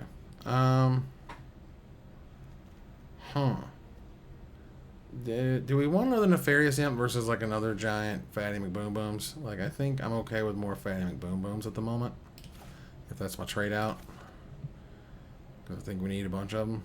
I don't know, man. I don't know. I feel like I don't know exactly which way to build this is correct. I feel like the times, like when you get blown out, seems so obvious. Hello, Josh Bagero. Thank you very much for being part of the stream. Yeah, Urza's Hot Tub does exist. That is a thing that you can do. Yeah. I don't know, man. This has been such a weird experience playing these cards that are just wildly crazy. Like, they just do crazy stuff. Man, that white flying creature, like... when that double team goes off, it just feels nuts. Just absolute. Like, when that double team went off, I was like, oh my god. I mean, you thought that Legion Angel or whatever was good. Like, yeah. That was bonkers. So yeah, they're making very, very powerful cards to go in the format. I can tell you that one. We're waiting while we're waiting while we're waiting. Oh Lord, there's an arena open of this sealed format? Or of this constructed format? Even so, like, man, you are playing with giant freaky rocket launchers. Like, we are in super sealed. Jesus Christ. You know, I hadn't heard until Nerd Girl explained it to me that there are people out there who will literally open up their sealed pool, decide it's bad, drop, run it back. They will literally just run through the 20 something dollars or whatever it is that you're playing with and just be like, nope, not doing it. And they just keep running it back and running it back until they get a good sealed pool that they're happy with. To which I say, that is insane. That is insane. Like, that is weird and insane and a value dispute like I've never seen it, because, you know, it's wild, and it's just one of those things that you could always explain and say, look, you know, do you think it's a surprise that all of the pros ended up at the top of the standings? You know what I mean? At these sealed events year after year, and a few of them absolutely bombed out because, you know, some do get really terrible pools or whatever. But, you know, how could you be so successful and so consistent? You know, it's because if you can make good decisions, all pools are generally possible at doing good things. You just have to know what you're trying to do. I'm not that necessarily that person, but I can, you know, I know it when I see it. I saw it for years. If it wasn't blocking, draw a card. That is really interesting. Holy cow. Okay. So not really expecting that one. We'll go ahead and run out the thing. That is a really, really interesting card. If it dies and it wasn't blocking. So that means if you sack it to Deadly Dispute or another creature or whatever, like, that's awesome. That's a really cool design. I like that.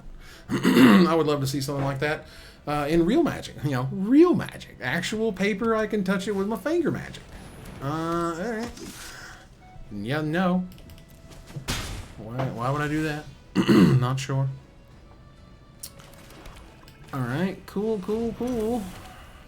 We have our Deadly Dispute if we want to use it. I don't think we want to, because that's a Dragon Ranger right there. And we'll say go. Instead, we're going to take 2 like a champion from Utan MTG. Or Yotan? Utan, probably. Utan. Who can? Utan. Alright, let's go. Attack for 2. I will take it. They didn't even want to see if there was free damage at the damage store, which I sometimes give out freely. Most times I don't, but it's whatever. Alright, so what the hell does this do? You may look at the top of your library. You may cast party creatures from the top of it. If you have a full party, put a counter on them, and they gain 1,000,000 abilities. That makes you suck and feel bad about yourself. Got it. And they've got a soldier? Nope, it's a warrior, rogue, cleric, and wizard. Got it. Cool. Party time. Excellent. No attackies. And my boy specializes for 4 mana. What's the black one do? Another target attacking creature. Ooh, it gains menace. And they gain menace. Where X is its power. That's some pretty hot fire. Yeah, no. But next turn, that means if they... next turn, I've got a bunch of mana. And I got a really cool ability. Damn, it takes 4 mana to fire that off, though, doesn't it? Shoot. That's a lot. And it's a good ability, don't get me wrong. It is very powerful.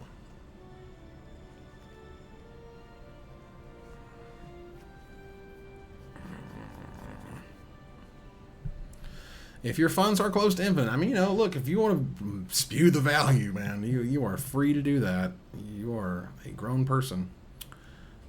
Spider Beast? Really? I don't know what that is. I don't know if I'd exactly call that a Spider Beast, but, you know, you do you. Alright, so let's go ahead and see if they'll block. Would you like to double block? It's fine.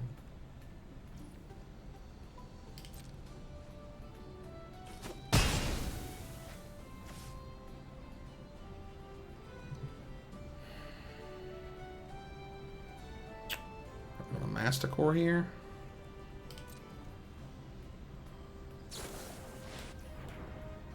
Masticore it is. Now.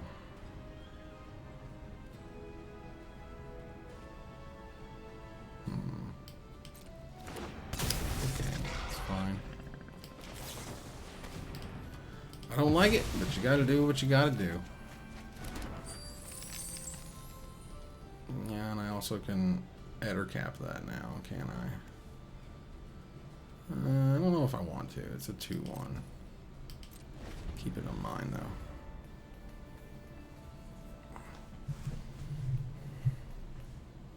Boobity boobity boop. Let's go, y'all. Alright. Get rid of that guy. They have no instance, which is good to know. Man, that card is so sick. That card just seems so dumb. Holy cow.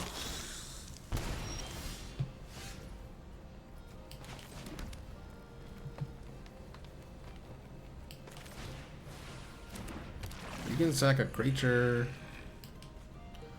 or enchantment. Who cares? Horde rubber. That meets the 8 power requirement. Draw me some cards. Let's go. Yeah, but if if your funds are close to infinite, like, what are you doing playing an arena opens? Like, go do something else. Go ride a jet ski.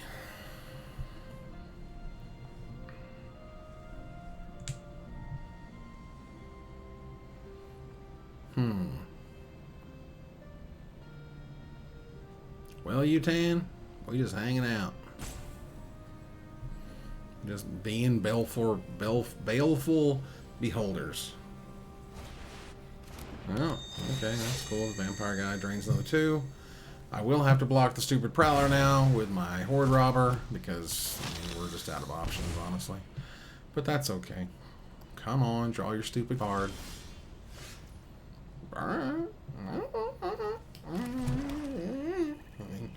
Don't let me tell you how to play your cards.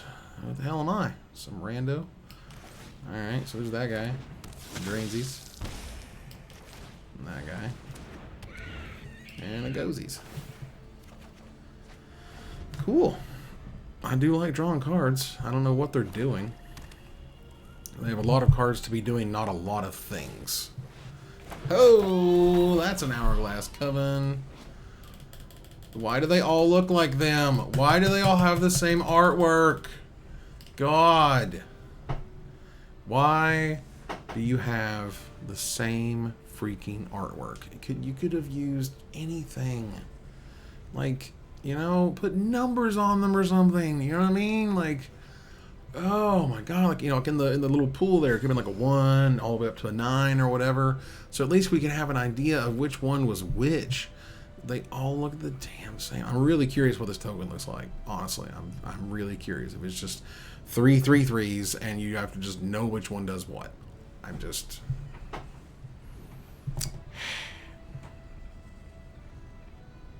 I thought it was like maybe it was temp art or something, but nope. They all do something weird.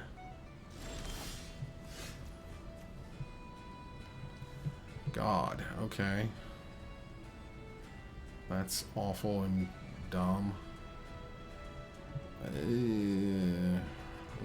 well, we can spend 1 million mana for that. Like, I can't, like, this guy milling me 5 cards a turn. Yeah, that's not going to work. Oh, God. Color change the art. Yeah, they grayscaled the whole set. Who in God's name came up with that? I just want to I just need to know. I just need to know what you were thinking. Because it feels like you weren't. Alright, so I guess, man, they're 22. Man, we are behind. So, first things freaking first, I am the realist. And we're going to choose these 2, and we're going to go after that guy who needs to die. And we're going to go to this guy who is fine. And then I will smash for 2. Let's take it. I've got 20 cards left, but I can't be being milled 5 times a whack. Man, Blinking the Hourglass Coven is some serious business. Because, like, you get two free creatures every single time. That is a lot.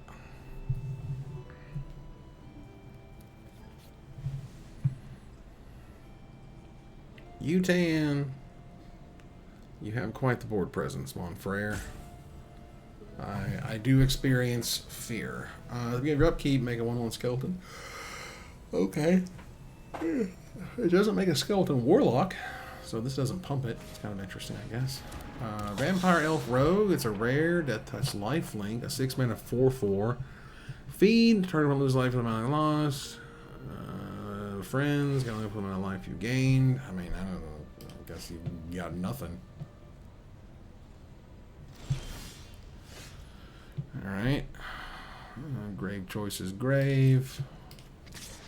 Yo, dog, I heard you like choices. Here's a grave one. There's that guy. And there's that guy. And I'll draw a card. Just beat you to death with my 2/1 as you beat me to death with yours. Am I right, or am I right, or am I right? I'm right. Black Market Connections. Lets you, at the beginning of pre-combat main phase, create a treasure token, lose a life, draw a card, lose 2, make it 3/2, lose 3. Okay, sure. Whatever. Well, technically it'd be a 4/3 because it's a warlock, but who's counting? Am I right, or am I right? Alright, which would you like? For me to lose 2 or you gain 2? That's fine. Alright. Cool.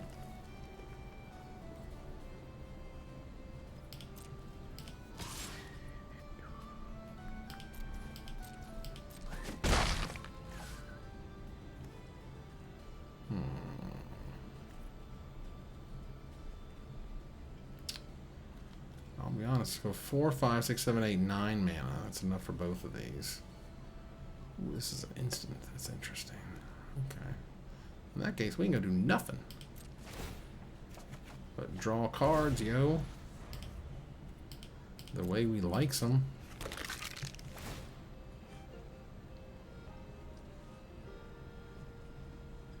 Would you like to hire a mercenary? Ooh. You lost 2 life for that card. I did nothing but let my Owlbear Shepherd just hang out and be awesome. Hey, Owlbear Shepherd, how you doing, man? He's like, I'm doing great, man. I'm doing awesome. Yeah, bro, you keep being great. We'll draw cards at the end of our turn, okay, bro? Okay, bro. Oh. I mean, yeah. Oh, God. This stupid card. Ugh. Oh, boy.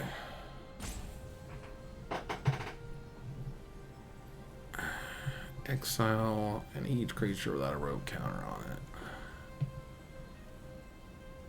Okay.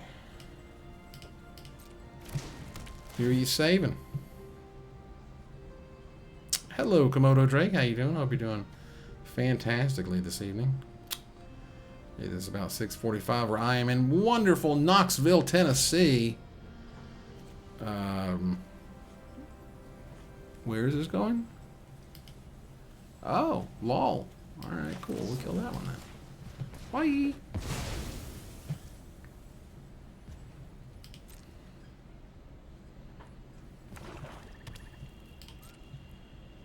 Would you like to smash?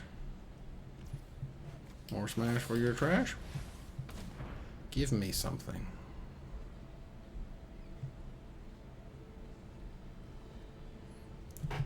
I mentioned Tennessee, we did it. I mentioned Knoxville, Knoxville rules.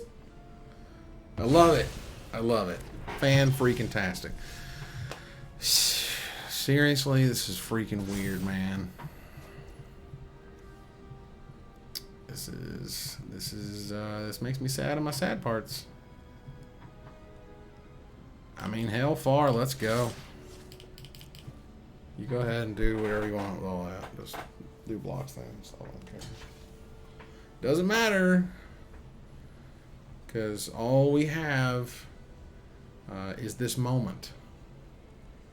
Okay? So I want you to know. That's all we got. Doesn't matter. You do your blocks. You set the blocks the way you want, okay? You do you. Because I would much rather... am I going to the big card monster event at the end of the month? I don't know. What is the big card monster event? I have no idea. I just went to the pre-release for Double Masters or whatever because I thought it was cool.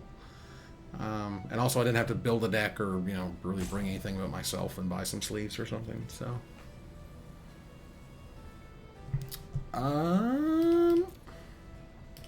Yeah, it doesn't matter. If anything, I want the most of my stuff to die, please. And thank you. Oh, yeah. Get rid of her. You don't get to save her either. I don't want that. Thanks. Okay, go ahead. With your Frey McFreyersons. Man, Frey Line is a weird magic card. That is a very weird magic card. Wait, what the hell did I just do?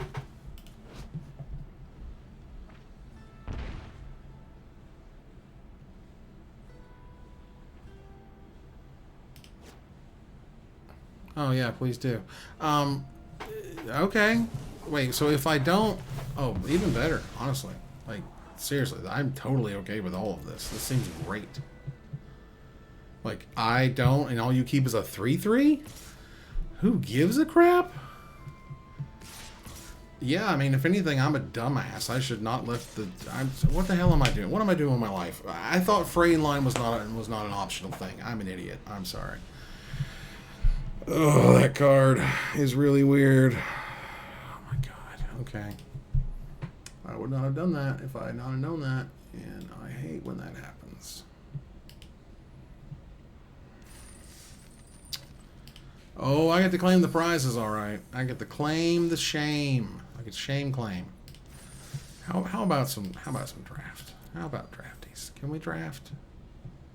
I know, man. I know, Josh. It just sucks, man.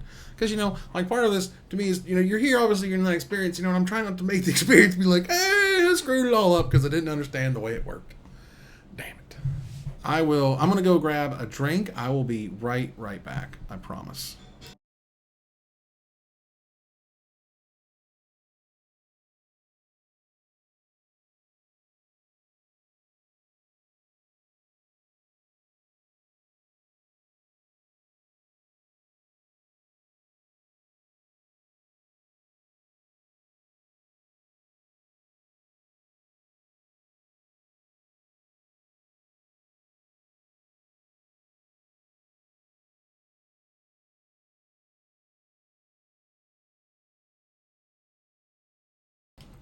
Boom goes the dynamite, everybody.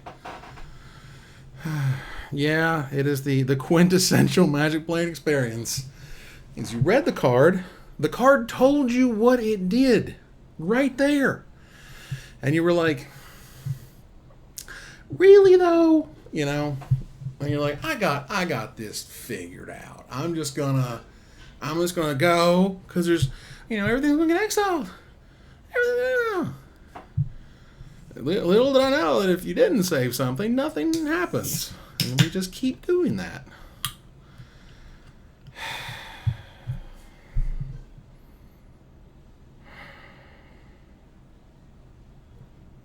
It's breaking my heart.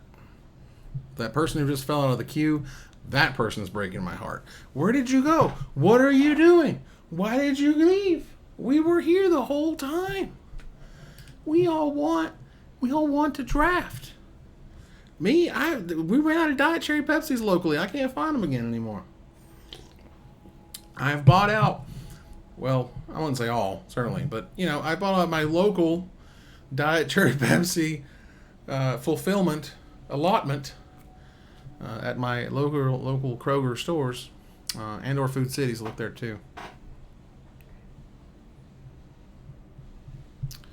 Yeah, the commander thing, I don't really know sometimes. I'll be honest, like, you play so many games, and it feels like Magic at this point ramps so hard, so fast. Like, as the years have gone by, it feels like more and more powerful things are happening earlier and earlier in the game, which either is adding a whole bunch of permanents, or drawing a whole bunch of cards, or having way better creatures, or bigger creatures that do bigger effects when they enter the battlefield or whatever, or when you connect with them.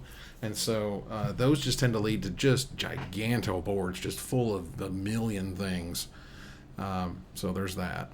But yeah, I still don't know about this set, man. Honest to God, I'm still like, I'm on this weird precipice of like, should I buy any of those pre-order packages? Like, I've not skipped buying at least one of them since, like, geez, I don't know. Like, for a main set release, I don't think I've ever actually skipped a main set release. I've skipped some of the historic anthologies, and honestly ended up regretting it, like, every time. Those are almost always worth it. But you know, otherwise, like, I think I've almost always hit that pre-order. There might have been one that wasn't. What was it? It might have been one of the Innistrades, because like they were just so. But I could be wrong. The Innistrad sets, some of them were pretty bad. Crimson Vow in particular was just woof. That set was so. The set was broken. The first part was the set was broken. You broke your limited environment when two colors get the best card filtering imaginable, get cards that give you card filtering options on them as a mechanic. Like, I wonder what are the best two colors in the format. And they didn't do anything to the other colors who weren't getting blood tokens to do anything to fight it. You know what I mean? There weren't anything like a 2-mana 2/2 or whatever in green that whenever your opponent puts an artifact into play, or or sacrifice an artifact and deals them with damage or something like that. I mean, just something punishing, right? Something that says you can't just go completely hog wild with blood tokens, when in all actuality you can go completely wild with blood tokens, and then they did nothing but reward you for doing so.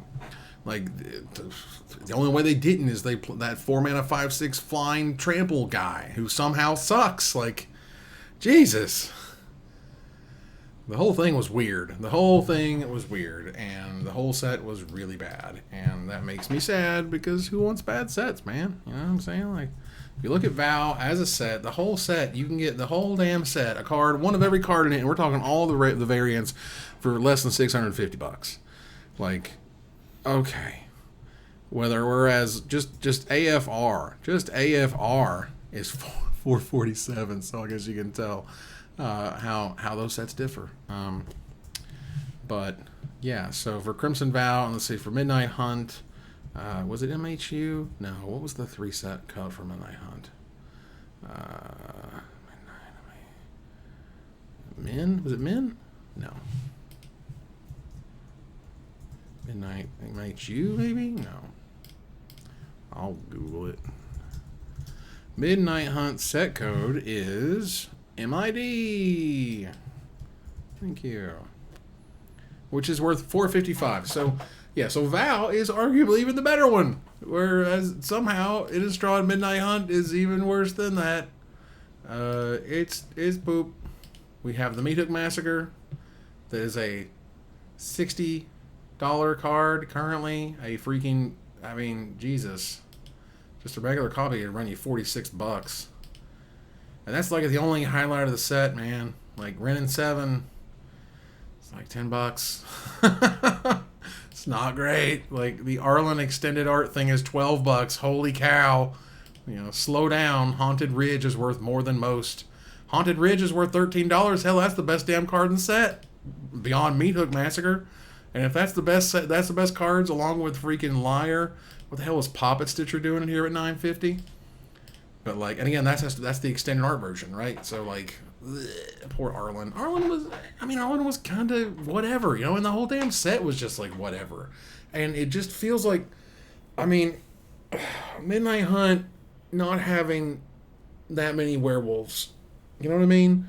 Or not having a substantial amount of werewolves over Crimson Vow. It's just like, what are you doing? I don't understand. Like, it doesn't make any sense to me. And so, you know, it's fine. You know, I wanted the set to be better than it was. The adversaries were kind of neat, you know. And there's a lot of planeswalkers. Oh yeah, they don't get played, and they, and it feels like they sort of pick and choose when they really want to push one or the other.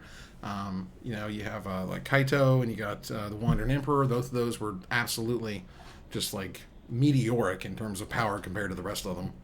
And you can see it with their changes today to Alchemy, right? Like they're making Will and Rowan way better because they're not seeing any play. Like, jeez. We are so close. We are 8 minutes in, my brother in Christ. We are 8 minutes into this queue. I don't need that. I need one last person. I need one last wonderful, fantastic VIP to suck it up, to make it happen. Let's go. What in the world? Huh? The Moonlit Lands? There's a foil island? Is this some sort of promo? They want $31 for this thing? Huh? That's weird. How much is Cultivator Colossus going for? All right, $19. Not too bad. Did any of the Kaldheim ones get played? I mean, they're the Valky, turns into Bolt. That still sees some play. I can't. What even were the ones from Kaldheim?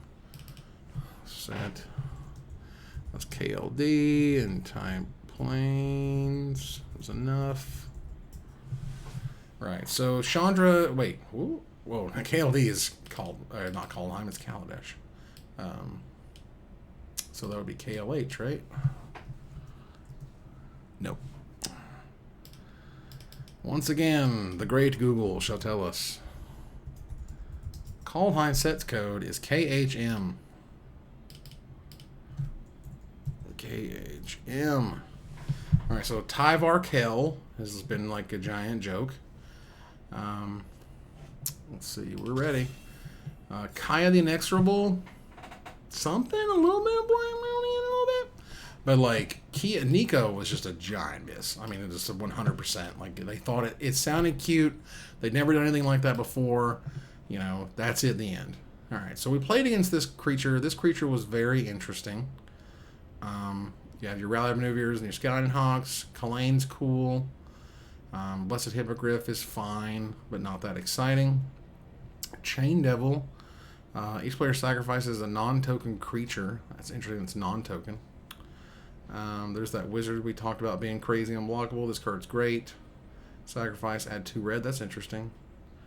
I mean, I guess we'll default to taking the rare just because it's the rare. And maybe we'll find some equipment and do something weird. I don't know. The world is our freaking oyster. Oh, yeah. Kaya just doesn't see a lot of play. And I don't blame him. Tyvar Kell is practically a joke. Like, it had to be buffed in Alchemy, and even then it's like, meh. It's not really playable. In the Elf deck where it's supposed to be. Baldur's Gate, it's always nice to draft in these types of environments because they 100% don't care about rarity. Like, and then your first 4 or 5, let's say 10 to 12 drafts with this set, if you draft it, you're going to get rare. They're going to rare draft 1,000,000 times, out of 1. Like, it's just going to be ridiculous. All the rare drafts. Gray Slod, a frog horror. Okay, that's really weird. This card was always really powerful, super powerful on turn 2. This card was very impressive. I guess we are green and white. That's a card that's good, but this card was strong. I said there's a Basilisk, and we do hear something. That's a removal spell. I like this girl, but I think you hear something on watch is probably better, arguably. And there's nothing that's just like going, oh man, I gotta play that color. Like, Imp is whatever, tools are okay. Knoll Hunting Party, 6 mana, cast 1 less for each creature you attacked with this turn. That's an interesting card. Improvised Weaponry, 2 damage, make a token. There's a Knoll Hunter, that's pretty cool. Though it feels like there's a green-red aggro hanging around here somewhere. This card seems very strong, and I'm okay with that. And I like Double Team, that's pretty cool. Like, Attacking with 3 creatures will make that a 3-mana spell. And that seems very strong. So there's a fireball. We want a fireball. There's Band Together, a good removal spell, which is a fine, wonderful removal spell. And there's a Drider. Remember, it deals combat damage to a player. Like, that puts us out of white and green, obviously. I think we can still stay green and red here. Like, I don't think Drider is some bomb uncommon or whatever. I like this card because it's an instant. It's less than this, you know. And it works well with Death Touch guys and stuff. Yeah, I think we just go here with Band Together and see what happens. I still think we're still kind of green-white, basically, just kind of playing around in red if it does open up for us. There's a Guardian Naga, which is a super cool creature, which I liked a lot. She only does the first strike reach thing, doesn't care, only cares about equipment. Do we want the Shepherd, or we want the larger, scarier thing that will come into play later? You could argue if I'm trying to get aggro, the Fire Beetles are right there, and are the only red card in the pack, but also that's only the white card in the pack. So let's see what kind of signals we can send there. It is the fattiest of white commons, and it's got Vigilance, which is just, whew! It is the dagger that you need on your 7-mana creature to actually kill them. When that creature takes no damage when it's your turn. That's really awesome. And I refuse to misplay the fraying line card stupid thing ever again, and I hate it. Wow. I really, really hate it. When there's a battlefield, you may return another permanent you control to summoner's hand. Alright. We used to call this, what was this? A stupid line? White Mane Line, I think it was. That was a cool card. Here's an Ettercap. You did what, Ettercap? Ettercap? What? White Mane Line, as it were. It helps when it has it in the battlefield. Abilities and stuff is nice. With Adventures is nice. It's uncommon. We're likely to see these guys more as we move on. It helps with stuff like Pilgrim's Eye too. So we'll take the cool 2-mana 2/2. That is also just a flash. You can just eat their 1/1s from time to time. You know, like things get crazy. You know what's cool is that I actually have an office chair now. See these, this right here behind me, like actual parts of a chair. If you look closely over the past month of Magic Mike's, I have not had any of that behind my back because I've been on the equivalent of a stool. It was an office chair that had the back of it removed, so I could spin round and round like a record, but I had no back support, and that sucked. Alright, so there's a Linorm, or whatever. The old Snake Dragon. I like Circle a lot. That's a very cool card. This is an interesting uncommon. And again, white-green, where you'd have the most chance at gaining life over and over again, such as Dawnbringer Cleric, for example. Steadfast Unicorn is interesting. I think we might want to look towards a good uncommon. I think there is something to do with some life gain here in white and green that we can take advantage of. I'm glad I didn't take the Circle Moon Druid, because I was certainly tempted to do so. This is a cool idea, but we'll just take the Null Party down there for now. We will wait as pick 9 comes our way at some point. But yeah, it's interesting to see the standard Planeswalkers from, like, for example, ZNR, right? What in the hell does Nissa of Shadowed Bows do? You remember that? Neither do I. Alright, Poison the Blade's cool. I like Scouting Hawk a lot. I think that card's really dope. I like Rally Maneuver, but I also like a creature that gives me land advantages and things, and can get around it. I'm glad the Death Touch guy came back. That's very nice. Here's somewhat of a trick. It's fine. Lantern is cool and sealed. It's a little too slow, I think, in draft. Outside my door, I hear the cat getting fed. She's very excited about it. There's a Monk of the Open Hand. It is very unlikely I'm going to play it, but, you know, why not?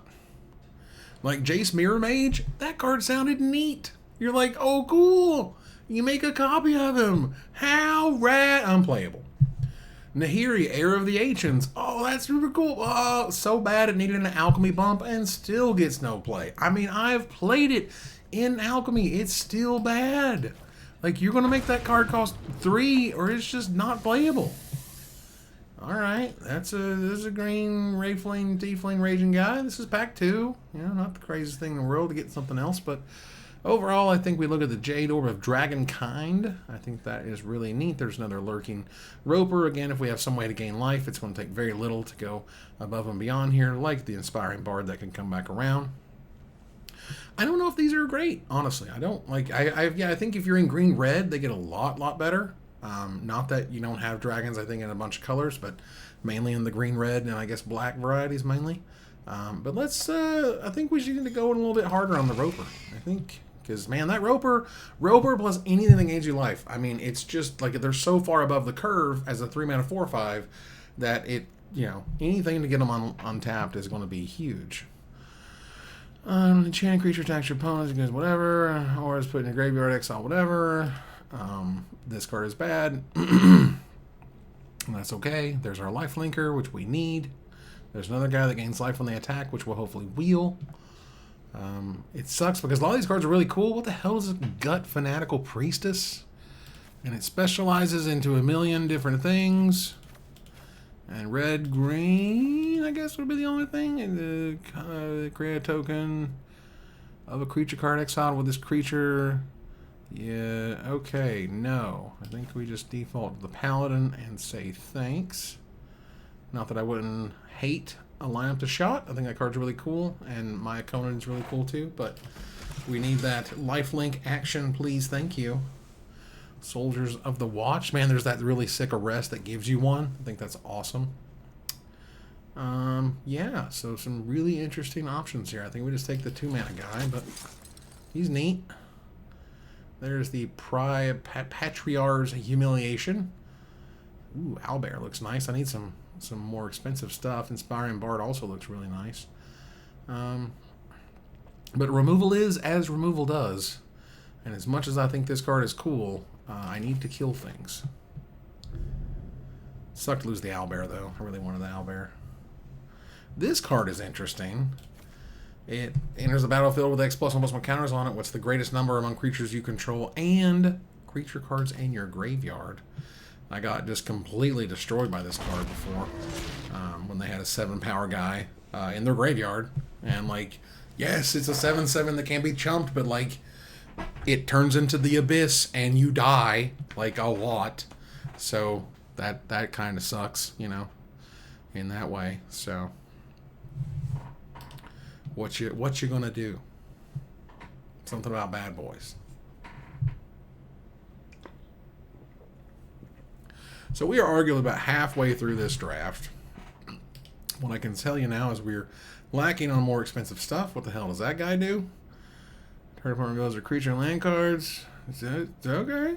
That's a magical card that does magical things. 2-mana guy that just like trolls the hell out of them, basically. That's awesome.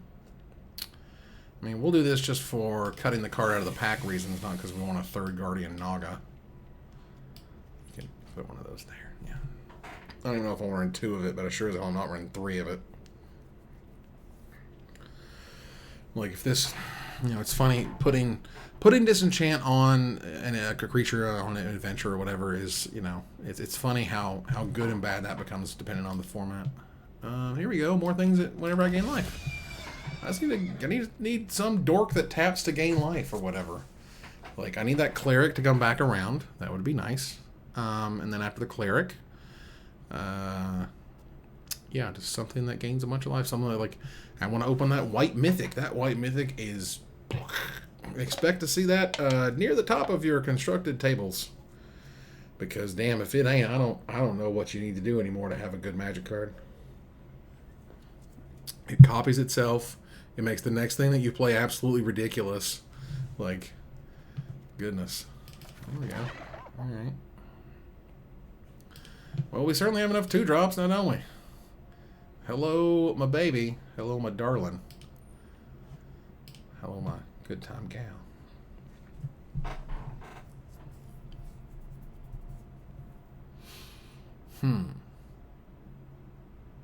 Yeah, I could go for a Johnny's Welcome. You know, just a good old fashioned, you know, enter the battlefield, gain me a life creature. An innkeeper would be nice. Innkeeper would be amazing, actually. Which I think is in this set, question mark? I could be wrong. I don't remember. This card has some reprints and doesn't, and I can't really make heads or tails of them.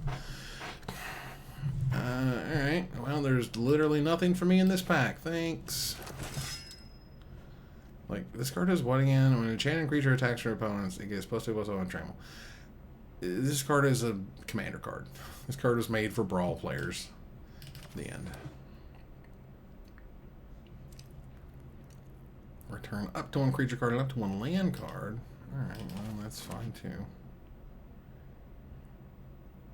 Alright, come on. White Mythic. White Mythic. The Angels of Tyr or whatever. Don't I have one of this one? Yeah, so we'll take Ambush if nothing else because we'll have variety. Poison the Blade, cool. Hey, it's a white rare. I'll take a white rare. That's fine. White green, other creatures you control. Hey, especially +1/+1. Yay! That's pretty powerful stuff, and I don't see any other cards here that would make me be like, oh snap, I gotta snap up that Flaming Fist officer. Because stuff and reasons.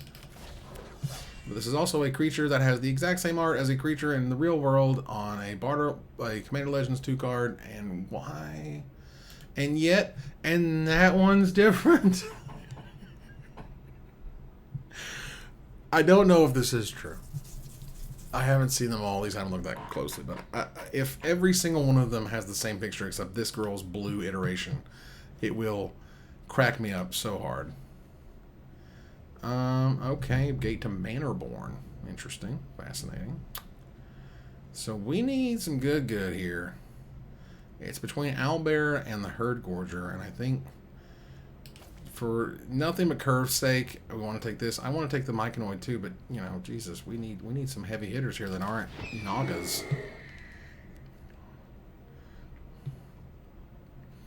Though I would love the Herd Gorger. Obviously, gaining life is a big thing in this deck, as we've spoken about. But like a 5-mana 4/4 trample that draws a card right where we need it on the line is also fantastic. All right, so there's this guy who taps to add mana, which we don't really need. There's another Band Together, which we already have one. Here's another Fatty McBoom Booms.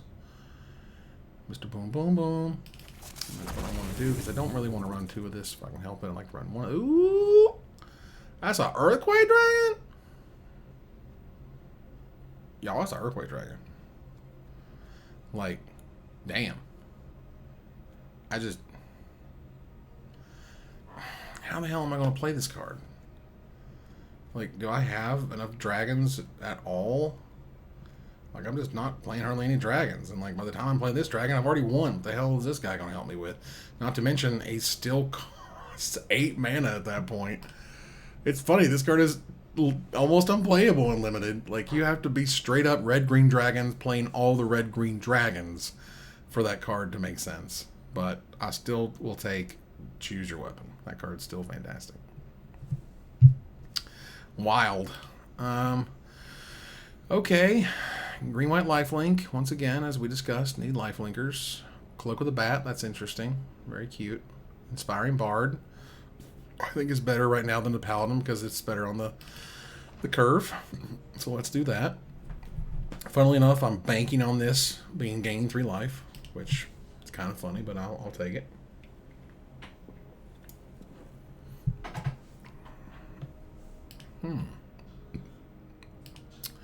Well, this is a way to win the game, and I like that because now we have our 6s and our 7s lined up, and that's nice. So we have our high end.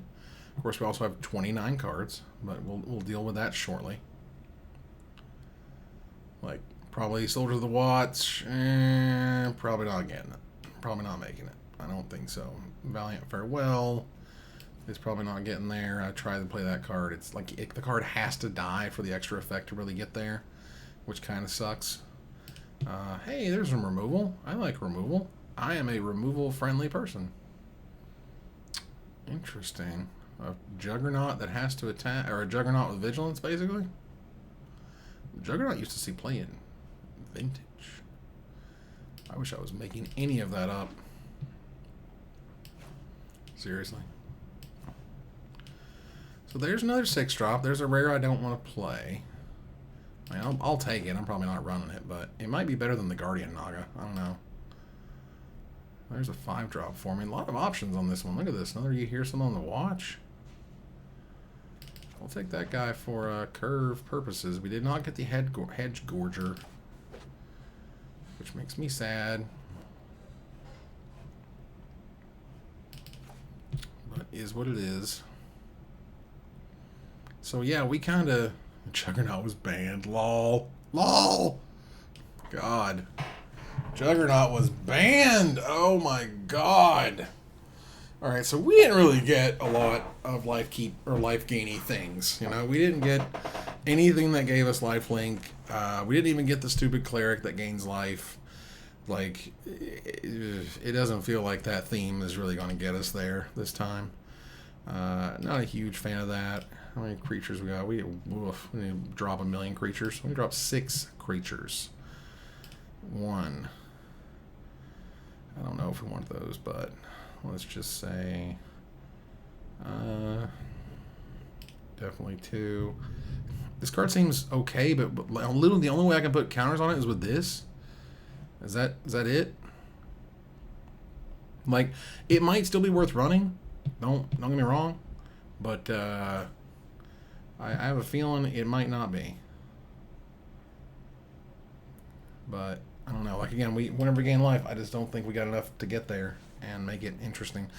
You know, yes, there is the magical. You know, we get turn 2 life gainer guy, Steadfast Paladin, into turn 3 Celestial Unicorn attack, make it a 4/3. You know, off we go to Magical Christmas Land. But, you know, the one game we do that versus the 5 other games where it does nothing and we die. I'm really curious about running this. There's a few things that have enter the battlefield abilities. This one, the Owlbear's great, Inspiring Bard's great. Resetting the Dragonborn, I think, will be really important. So we're good there, I think. I don't think we're going to get there on that. And I like this guy a lot.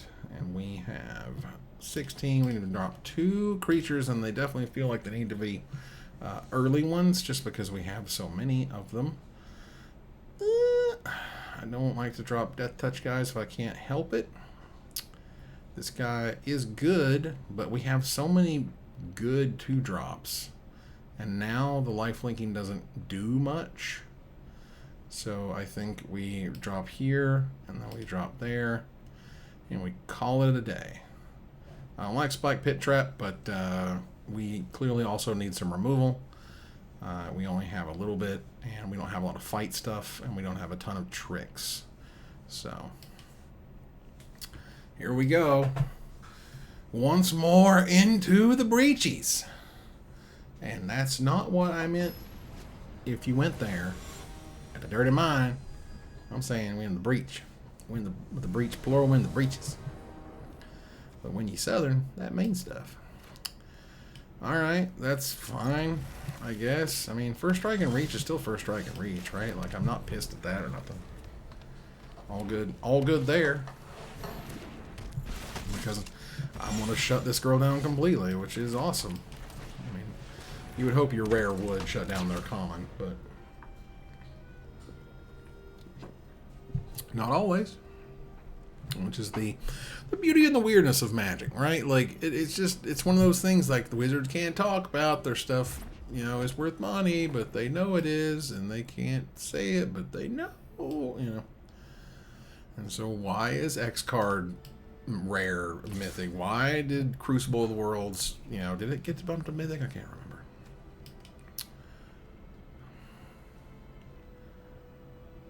I'm playing Gabriel Nassif. Dude, make you have it.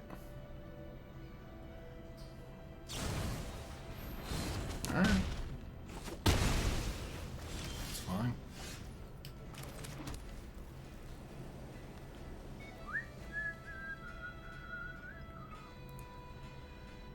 think...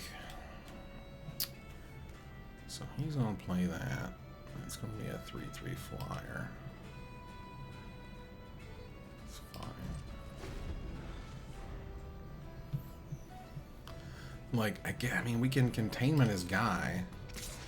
Doesn't do much. That's fine. I'm happy with that.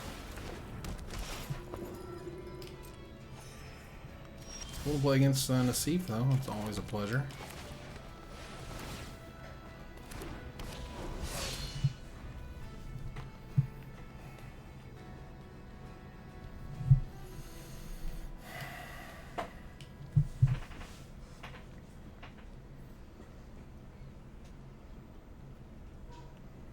Two 4 double strike versus your 3 1s.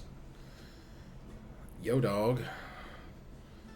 I mean, I guess at some point you just start sniffing out the fact that hippogriff exists, and any 1 white mana up could be giving them indestructible. So that's like a thing I think you learn, you know, from the format or whatever. But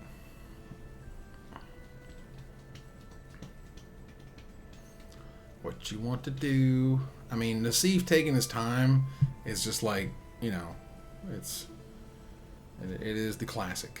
The classic-y classic. Yellow hat, chilling, taking his time, enjoying his day, living his best life, thinking about every possible iteration of every possible combo. And I'm just like, yeah, smash. It's whatever. Turns out, not a Hall of Famer. And yeah, I've seen Nassif go through some pretty crazy stuff. Yes. I mean, make you burn through your worst or your removal spell. What else am I supposed to do?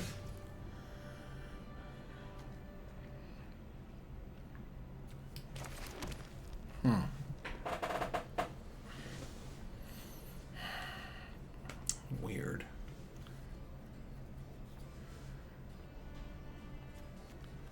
Alright.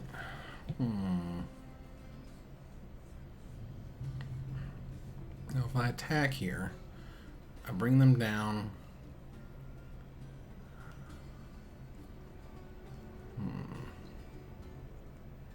If I attack here, we go to parity. Let's do that. It's not going to block.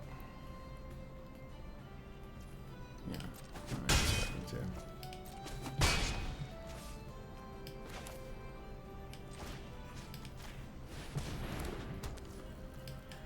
Go ahead.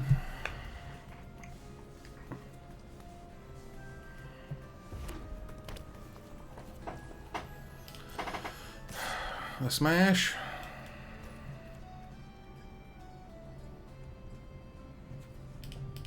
I thought that untapped it, but I was wrong. It doesn't matter. I wasn't planning on doing that anyway. I thought you could. Yep. First strikeys.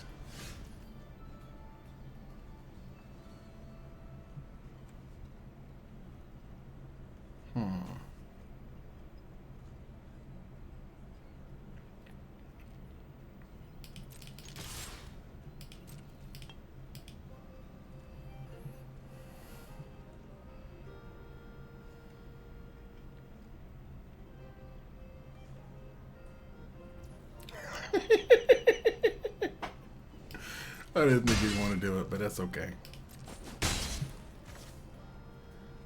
I really don't want to have to use that at all. And I can play a land.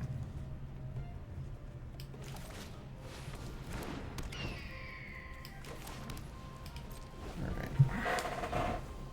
We still got options. Oh my god, what is her million abilities again? Specialize. Only as a sorcery. Control creature again. Okay. Not great. Haste double team. Interesting.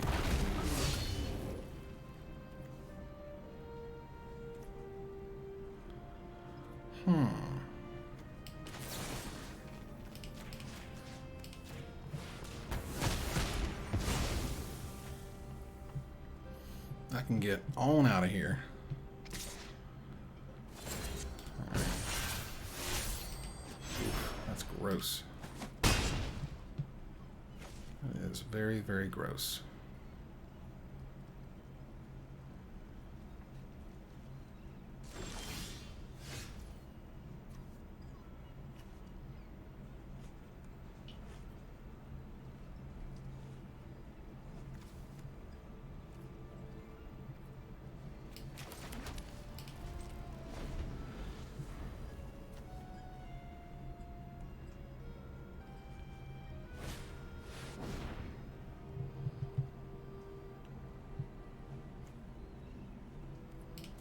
Gross. What the hell does it specialize into?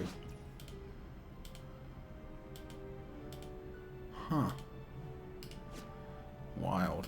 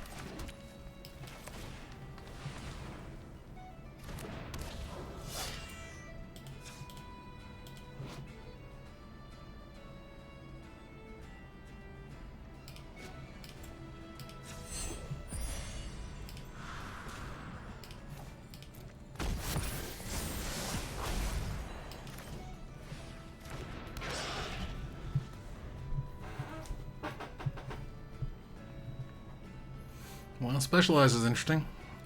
I wasn't expecting that. I mean, turns out, I know this is crazy. Oh, the Hippogriff killed me. Duh. Well, I'll let you post good game, good game. Great.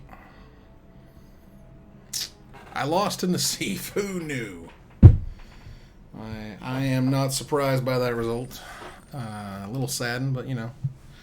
Like, it just, when you play against someone that, like that, I feel like you just double, like, it's almost worse if I had not checked their name. You know what I mean? If I just played it and been like, you know what, it's whoever. CDF Gaming, I'm not sure who that is, but, yeah. Okay. Opening hand looks great.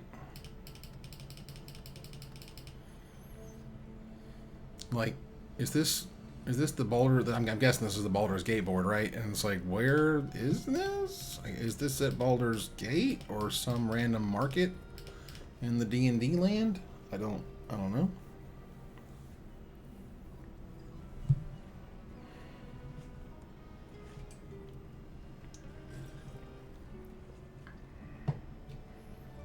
Come on, y'all. I gotta use a bathroom. I needs to use the bathroom. Which may or may not be linked to the fact of the soda I've been ingesting. Caffeine is a diuretic, after all.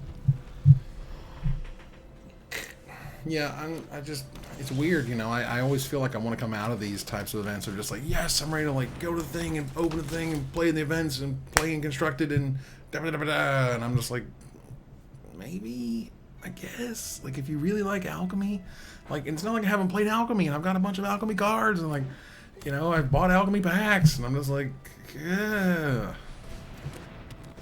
totally not that exciting, unfortunately. Getcha. Don't have a single equipment. I think I did have that one, right? That'd be kind of neat. Maybe I should play that one.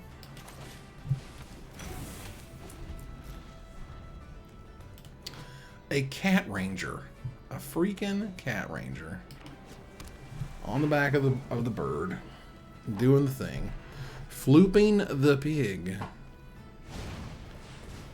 Okay.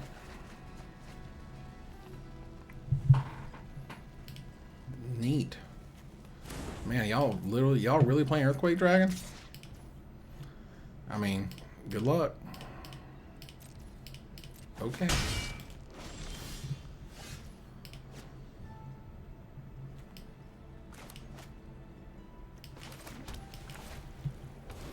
Yeet. Let's go.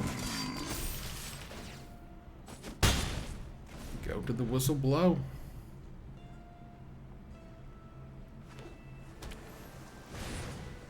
Monster Manual. It returns. Well, I guess now that's why you get the Earthquake Dragon, right? Makes sense.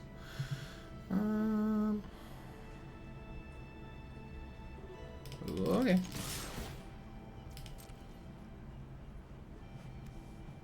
Getcha.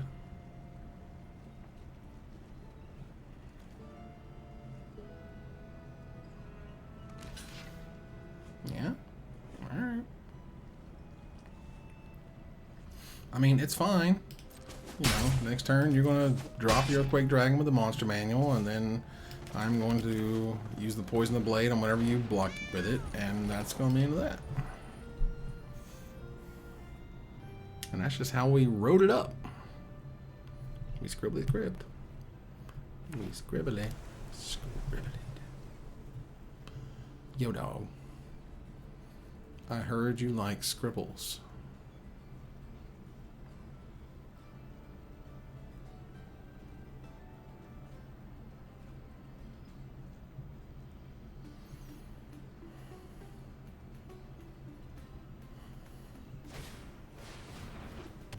Interesting.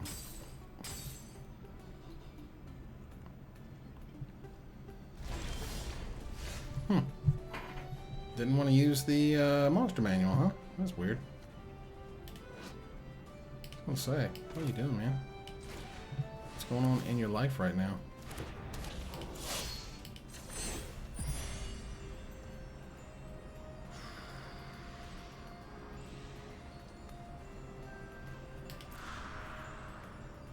That would push them to 8.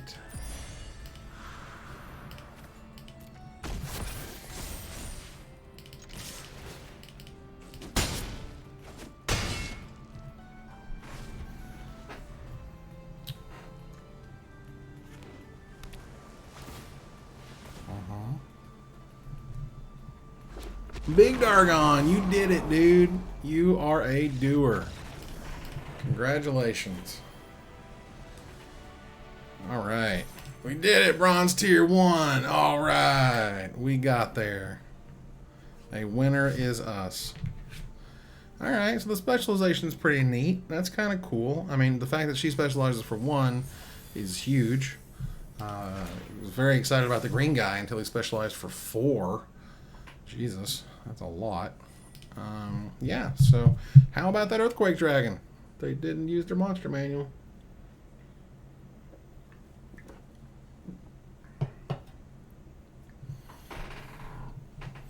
When they should have.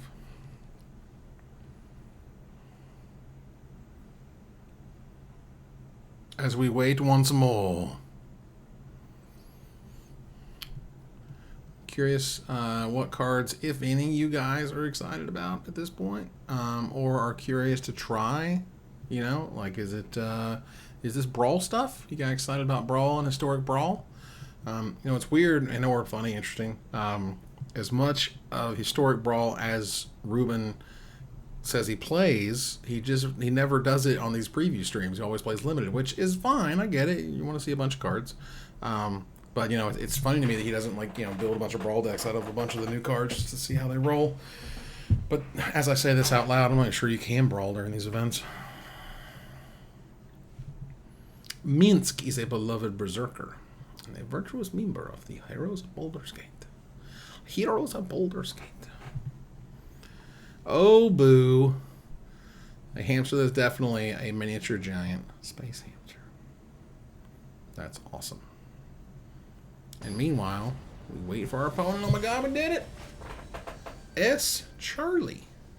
Hello, S. Charlie. S_Charlie. Ooh, interesting hand. I'm on the draw. This card seems way better on the draw now. All creature and land cards. That is really interesting. I think that card's super cool. Boriskier? The Boriskier Tollkeeper. Yo, dog. Heard you like Boris gears.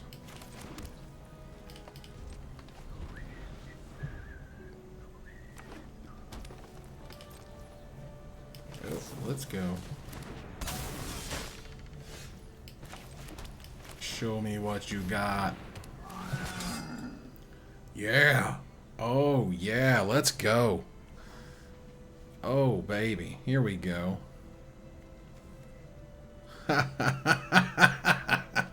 Oh, man. What an absolute dagger to make their forest enter the battlefield tapped. Woof. Oh my god, that was amazing. Wow. That was incredible. Goodness. To make their basic land enter the battlefield. Wow. That's incredible.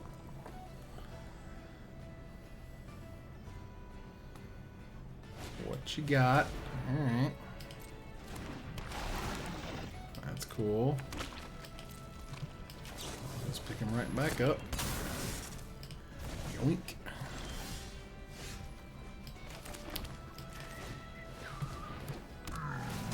Show me what you got.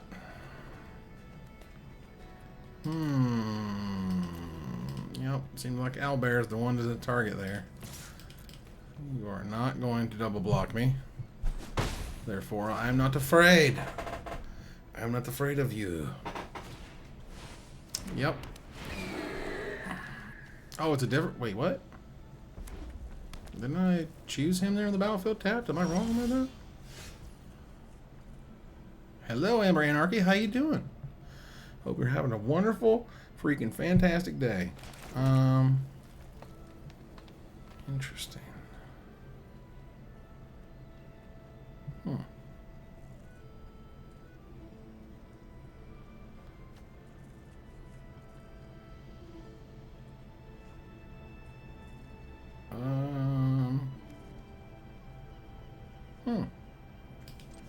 Alright, kill it. Yay.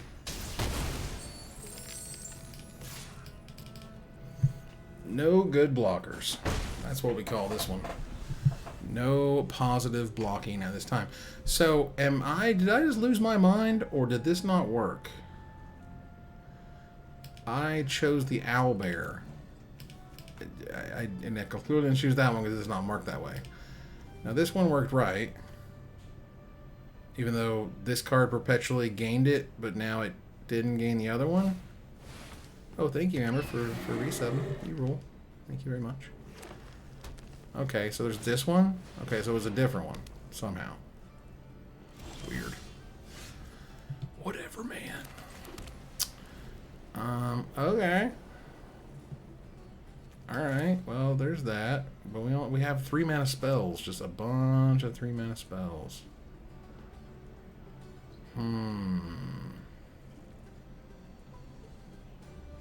Yeah, but Devoted Paladin gives them no good blocks, so that's what I'll take.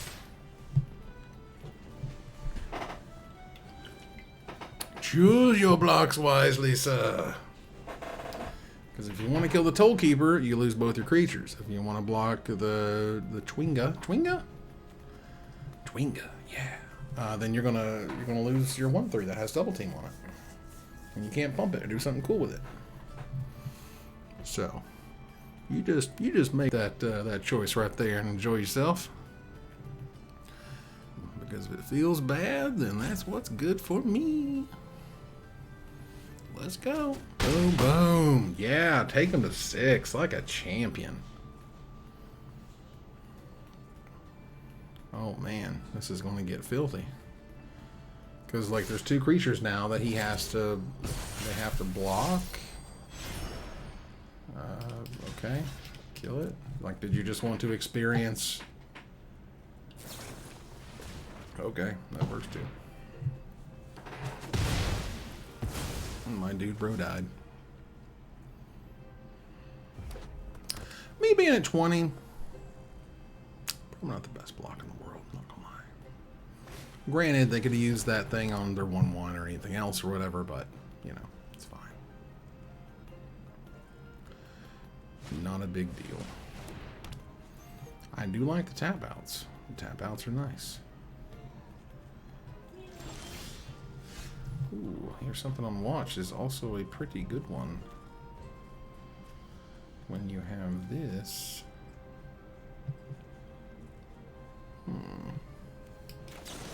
First of all, we're going to band together.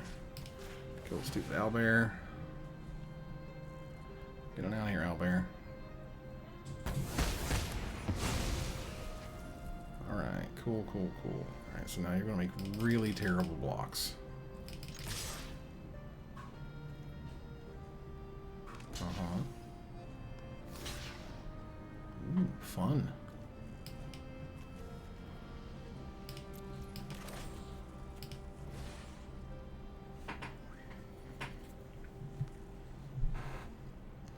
So you will be able to trade. Okay. If they just used their Myconid and their dragon thing, they could have pumped their guy. Alright, whatever. I mean, I'll have them lose to onboard tricks all day. Don't hurt my feelings none. I mean, you feel free to play a 3-2 flyer that can't block. That doesn't do anything. I guess it'll be a 4-3 or whatever. 4-5. 4-3 because of the dragon kind thing, which is cool. I don't care. Still can't block, so whatever. Might as well be a million/1,000,000 at that point.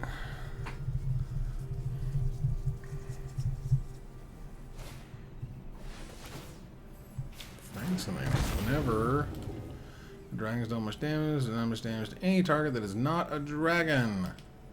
That is not a Dargon. Alright, that's cool. I mean, you deal with what you gotta deal with. Huh. Huh. What to do? Right, so considering we know they have nothing else in their hand but the bad dragon that can't block, this gives it haste and whatever, who cares? We want this because next turn we want to Ettercap, the big scary guy, and then we'll just choose your weapon on the other guy they don't block, and then they're dead. Or actually, they're just, dead anyway. Doesn't matter. Sure. Absolutely no blocks, thank you. Alright, here we go. Batter up. First up is get out of here. It's been real. Thanks a lot. For playing. Good game. So a lot of scary dragon stuff. Yay, we got to silver, y'all. We did it. Together. Us. What a world. Seat adjustment, as it were.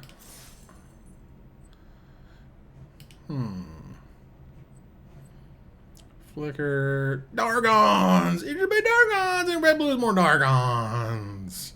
Even more Dargons. Funny. I don't even know. Do they list green white? I wasn't even looking. I'm sure it's just, the drafts are working. They've been working for me, and as far as I know, they've been working for Ruben. When I joined like 4:30 or something around there, about 3 hours ago, he was drafting, and I was playing sealed, so I think that works.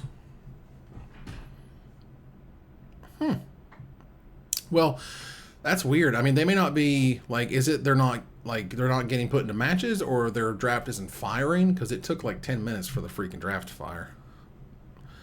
The double team mechanic says that whenever you attack with a creature that has double team, you put a copy of it in your hand, and then both of those copies lose double team.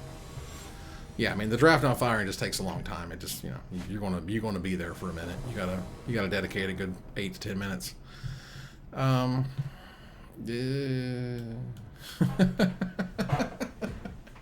All right, so here we go. So we are only running 2 colors. We have multiple 2 mana things to do. We have a creature that will catch us up in mana if they get ahead too far, and we have catcher-uppers in things that will trade higher. So I'm going to keep it. I know it's probably dumb, but, you know, it's not the dumbest. Freelancer 18. We also have a 2-drop now, so that's nice. There you go. I see your basilisk, and I raise you 1 basilisco. But yeah, the draft took a long time to fire. Let's put it that way. It took a very long time to fire. Okay. Alright, I mean, do I care? I don't know if I care. Like, trade these? Alright, don't trade, I don't care. It does not hurt my feelings. Hey, they're green-white too. Yeah, alright, no bloxies. It sucks though because the way the lands are working, my freaking Scouting Hawk isn't going to properly get me a land or whatever, and that stinks.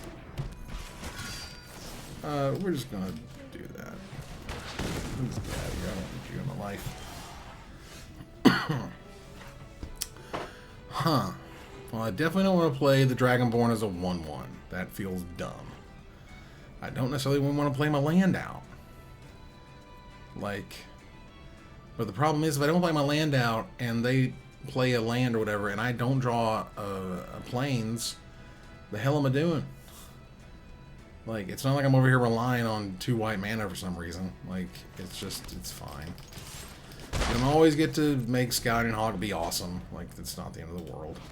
It's a weird card, you know? Like, you're ultimately getting a pretty bad creature for what is a really weird, almost Punisher mechanic type thing. I don't know, man. Do I really want to trade? I don't want to trade. They're going to want to trade. I don't want to trade. Go ahead. Just do you. Just go do things.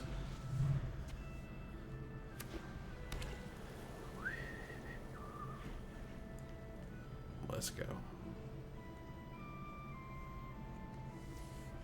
All right. Come on now. Come on. Everybody get here. I'll take it. It's okay. You know what? Today, at the damage store, going for you. Yeah, okay. That's reasonable.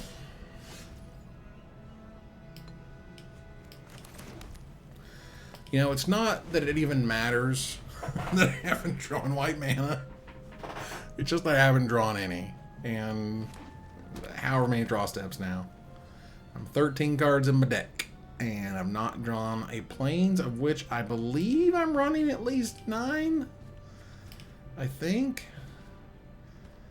Yeah, there's a 30. We have a 1 in 3 chance of drawing a plains right now.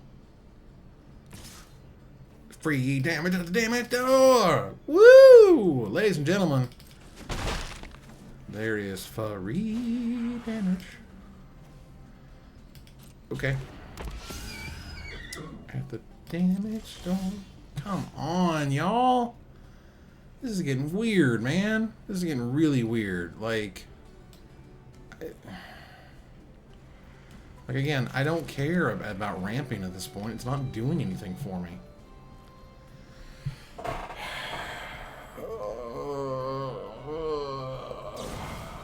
Oh, Jesus. Okay, well, that's fine.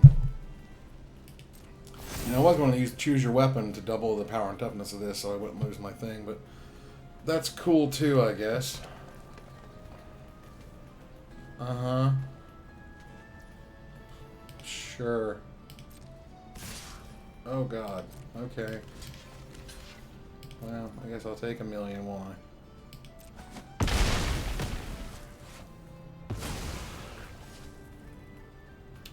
Why do you do... Why are you like this?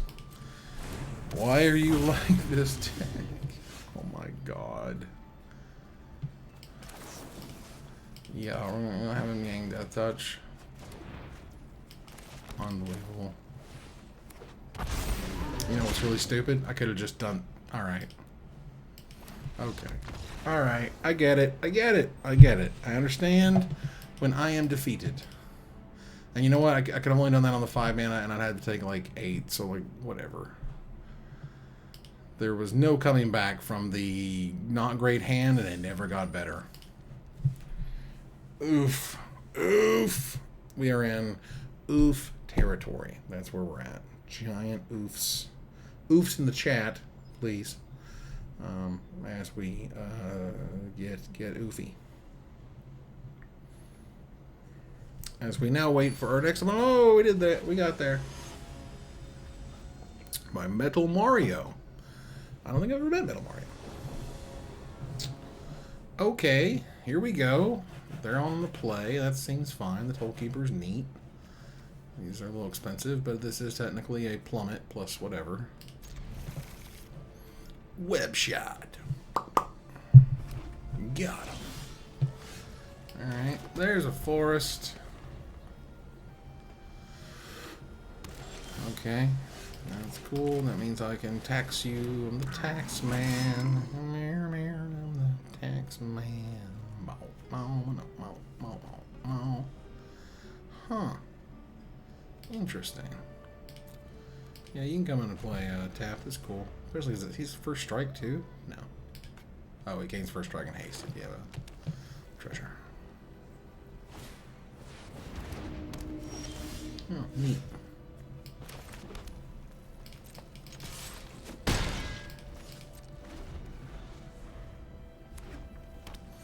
Let's go, let's go. Meanwhile, back at the Jaded Sellsword. That enters the battlefield oh so tapped. Tap it, tap it, tap it. Yo, dog. I heard you like your permanents in the battlefield tap. Oh, it's a flample. It's a big old flamp. Flamps my gamps. Oh. Oh my god, do we want to do it again? We want to do it again. Here we go. Yoink, yoink. Let's see on the hand, son. Oh, I'm sorry. That island enters the battlefield tapped. That's not the good one. Oopsies.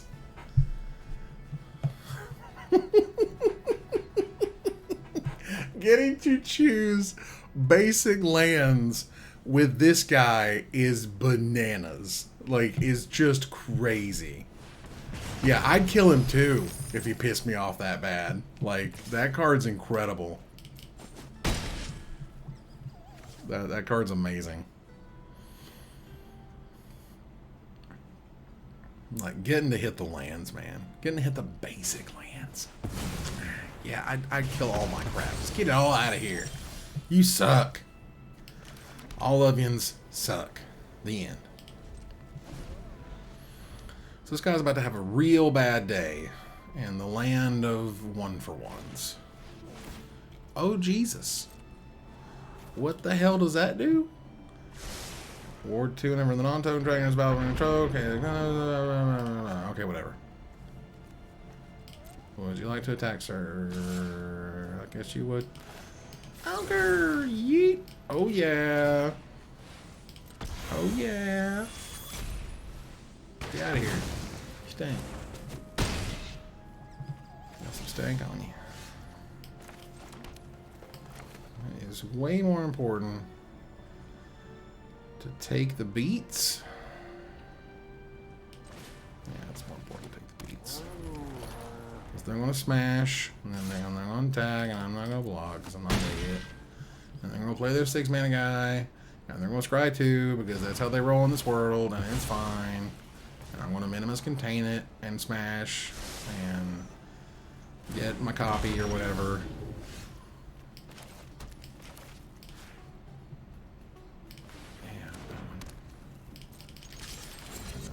Negative smash. Double team as you do. Play that to make them think that's all I have. They're like, well, they don't have 5 mana, so I might as well smash.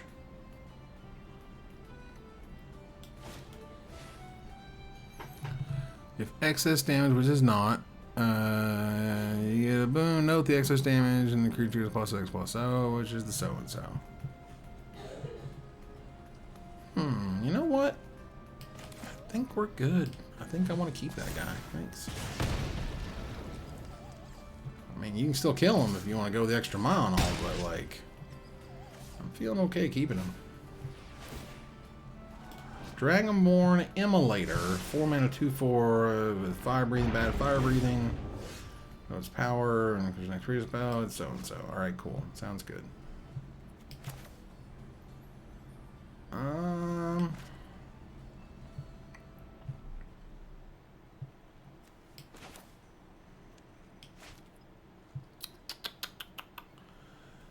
Kinda wish I had one more mana to play Ettercap and have Band Together held up. Which would be really nice. Because I'm at 4 and I'm not really feeling super secure right now. And I think I'll just do this. Say go. I don't want to risk it too much for the biscuit, not when they're at 11 and I'm at 4. All right. Seek the new knowledge, not the old knowledge.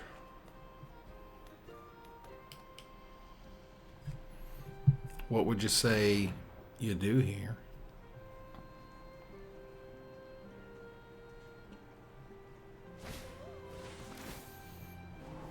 Okay, you can scry 2 at least.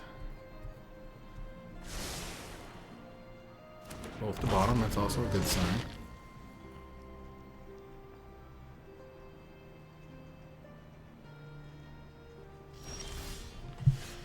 Goody, goody, goody. Not exactly the thing I was looking for, but I think it allows me to attack. Let's go. They can attack all out, but they die on the backswing. They get 2 through. Who cares? I guess there is bad. There is that guy who can immolate for whatever, but I don't care. Sure.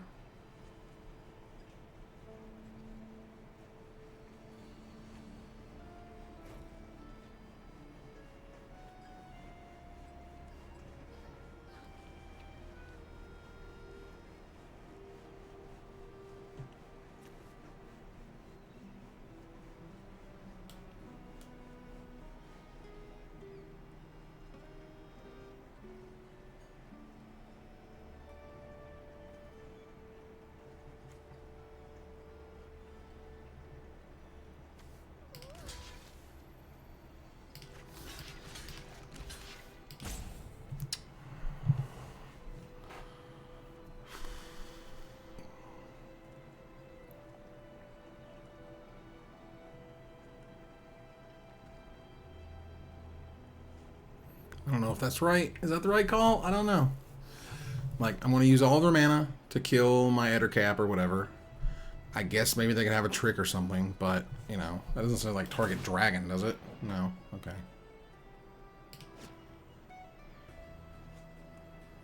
Yeah, like it's going to take all the manas. That you, oh, you tapped poorly. Now you're going to have to use your treasure, unless they want to get their card in the graveyard, which is a possibility. But, yeah, that was not smart. At least it wasn't good to use the auto tapper on that. Unfortunately. Yeah, man, you got me.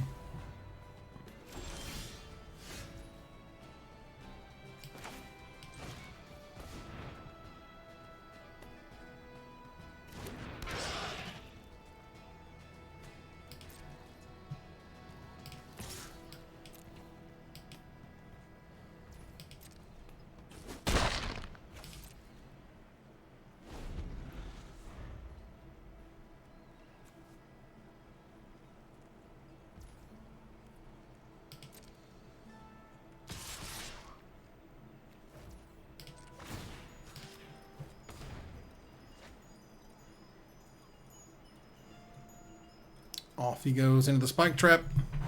Off they go into the trap. You go into the thing. Would you like to pump your stats or whatever? I guess like you're cool. You're free to do that, right? I mean, certainly would make sense to do so. Man, you should really tap that manually. For real, dude.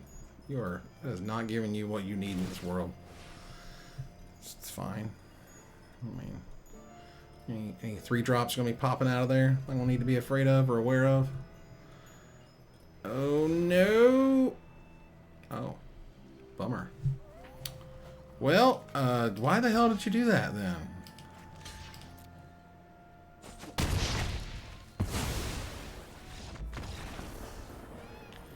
Alright. I mean, it's my own fault, really. Right? Like, I could have played that differently. I think. I mean, I know, obviously, I could play it differently, but I don't know if anything I was doing was straight wrong. I'm not sure. So that's unfortunate. As it were. As for my decks, I'm just curious at this point. I would like to know the mythic rares and alchemy. Baldur's Gate. Interesting. Yeah, these guys, this Champions of Tyr, that card is unreal. Unreal. I don't know how good this girl is, but she seems pretty good. Woof.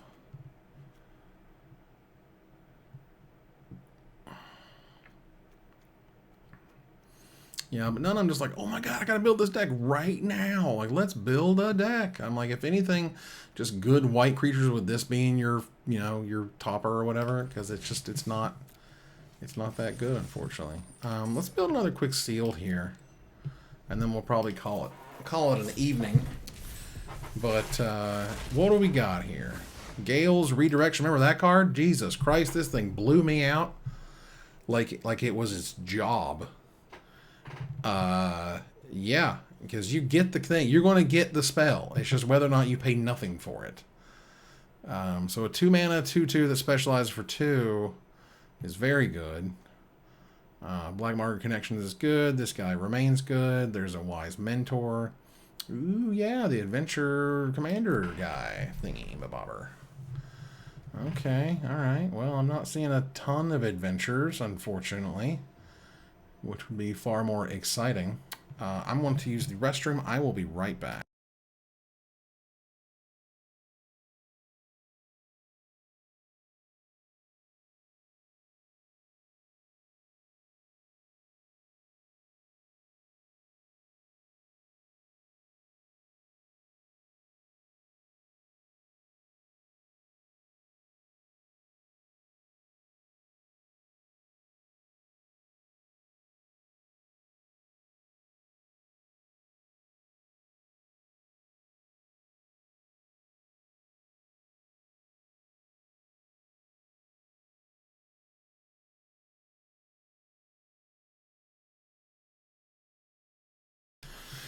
All right. Hello once again. All right, so we were looking at sealed pools. At this sealed pool in particular, Meteor Golem got a new piece of artwork. That's pretty cool. Excellent in blinking things, which is nice. Okay, we have a White Gate Humiliation. We got a good 1-drop. We got a Cleric. We got that good rare. Farewell. Okay. Not a ton of power on the top end. That's kind of the problem with this. The white cards are really good on the low end, not great on the top end. Again, this brings us back to how do we win this game. There's a Black Dragon. That is a card that will 100% win you a Magic the Gathering game. Red just seems kind of meh. I don't see much on the top end here where I'm like, oh my god, I can't wait. Like, green has some decent removal. Yet again, we get up to big old Linowand. Whatever it's called. Excuse me. We have blue that's doing really cute, clever stuff. What the hell does this all do? Up to 1 turn attackers can be blocked. Return something to make soldier. Okay, that's kind of cool. Different. unique. Ghost Lantern. Really cool equipment. I like it. I like it. Have some sack outlets. That's pretty cool. We have 3 of this guy. That's interesting. 2 Eyes of the Beholder. I'm never unhappy by getting a lot of removal, which is nice. Yeah, so we have a little bit of Shardalin Dragon. 6 mana, 4/4 flyers. I mean, that's about as steady as they go. So yeah, this is still excellent stuff. I don't know if I want to run 2 of this ambitious thing because, man, it was cute and all, but what you gonna do? My white is okay, but just none of it's like, oh man, I gotta play that. We got 3 of You Find the Villain's Lair. Man, 3 counterspells is 3 counterspells. Plus the companion in black. At the beginning of each instep, return that creature on its hand. If they do, they lose 2 life. That's pretty good. That's pretty solid. And we do have a rare in that color, which is nice. We have an Air Cold Elemental, which is also a fine Magic card. And we do have the Black Dragon that helps us win games and big things that are evasive, along with this really cool rare, which is nice. Ambition's Cost is another card that's fantastic in a sealed format. So let's say we want to run that. Chain Devil looks interesting enough to try. I definitely found Sigil of Miracle. At the beginning of combat, your turn mill a card. If there are 4 more creature cards in the graveyard, put a counter on target creature and it gains Death Touch. That's weird. That's a weird Magic card. Definitely want to play that guy. I think the Ghost Lantern's cool. The gates are always playable. Then we come over here and we say, I'm going to play the blue stuff because we got blues. The 4-drop's interesting. That 4-drop's interesting. At least want to run 1 of those, maybe 2 of those. That's cool. The 2-drop that's awesome. The counterspell that's great. There's the 1/3 that's also great. Yeah, and I think Ray of Frost can be our last card. We have 13 creatures, 14 non-creatures. We could run another one of these, which is a 3-drop, and just lose a spell of some sort. I don't know what spell I want it to be. Just looking at it here. Maybe Undersimplify, just because I like the rest of the cards so much. But generally, I like to run 14 creatures, no matter what you do. Otherwise, you're setting yourself up for the feel bad. So let's go ahead and give this thing a rockin' and a rollin' while we're here. Yeah, this set is really weird. This set, like, I'm just like, what internally? You know what I mean? When was somebody like, okay, I got it? You know what I mean? I want to make an alchemy only set, like a full set. And they're like, really? You don't want to do like Pioneer Masters or something? You know, again, as a full set, they could have done that. Like, man, it hurts my soul sometimes, you know? I just don't get it. I hope there is a strategy behind not just providing the damn cards that we've been begging them to add to the client for ever now, for literal years. But you know, I just want to see it. And you know, again, I mean, there's probably some PowerPoint out there that shows how this is the smartest damn thing they can be doing right now. And we don't get to see that PowerPoint. We don't get to be in those meetings. We don't get to make those decisions. And it's fine. It's not a big deal. I mean, dealing with Wizards' decisions has been the last 18 years of my life. But, you know, whatever. It's not going to change much beyond that, so. Best I can do is poke and prod. Talk to R&D every once in a while. Talk to people who work at Wizards every once in a while. You know. Do the best I can to pull the strings I have available to me to help make things better, because that's what we're all here to do. But in the meantime, we have been waiting almost 2 minutes. All right, I mean, I'll take it.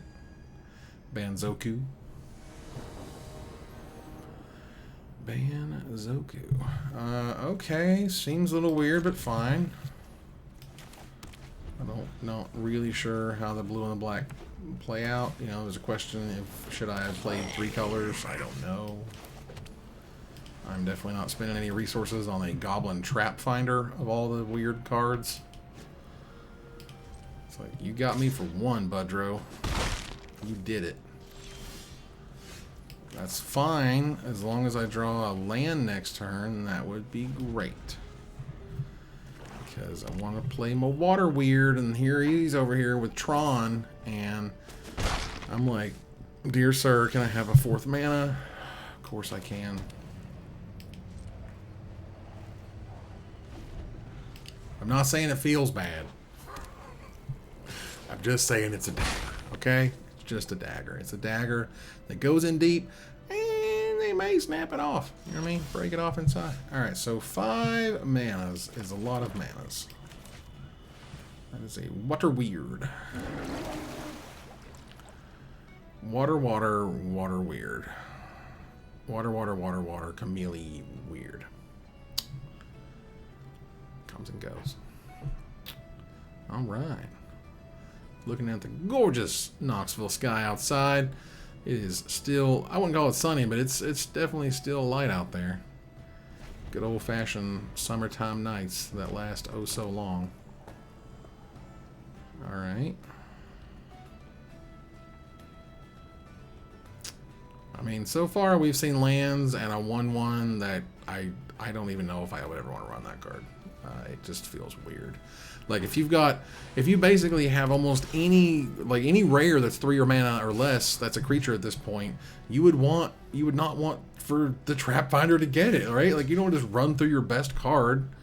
Like that seems weird. I mean, good luck to him. I mean, again, if I got like Priest of Ancient Lore for 1 mana, I guess it's fine, you know, but I think I'd still rather keep the 2/1, you know, and draw the card and gain the life. Like, get in for 2, it's just not worth it. Well, I have a good reason to not do anything now. Oh, dear God.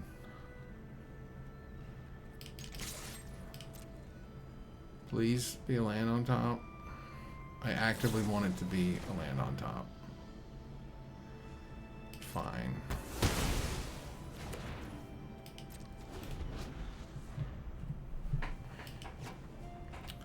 Come on, baby. Give me a good creature, please, and thank you. I'll take that card, I guess. And it also adds 5 to the spell value to the D20. Yeah. Okay, let's go. That's right. Nope. Sucks. Can't get it for free. Man, I got my 5 mana 4/6 flyer, the rare red girl with the boot, and yeah, that card was brutal. Yeah, so I mean, I guess that's fine, right? It's fine, but it's not amazing.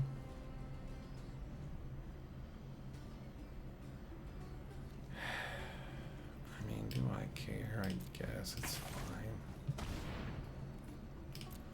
Yep. Well, 3 cards, get back a water weird. Say go. I mean, I mean, technically those were the 6th mana I needed, was the 2 swamps off the top. They do still have 5 cards and 6 mana. 7 mana, 4 cards. The world is literally their oyster. There's my 6th mana. Took long enough.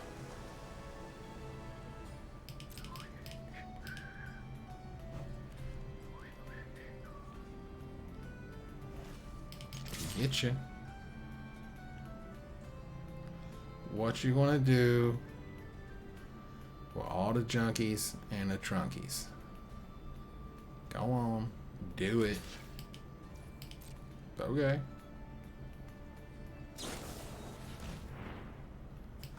I mean, a 2-for-1's a 2-for-1.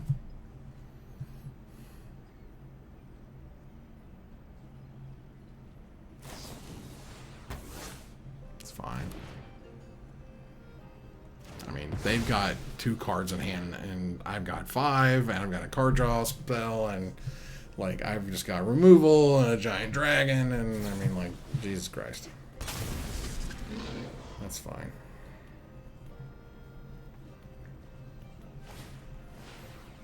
Devoted Paladin. Alright. Alright. It's fine. I don't care. You do you. Man, it didn't tap. That sucks. Okay. I think we just say go here. Kill their Paladin. Lock down their Masticore next turn.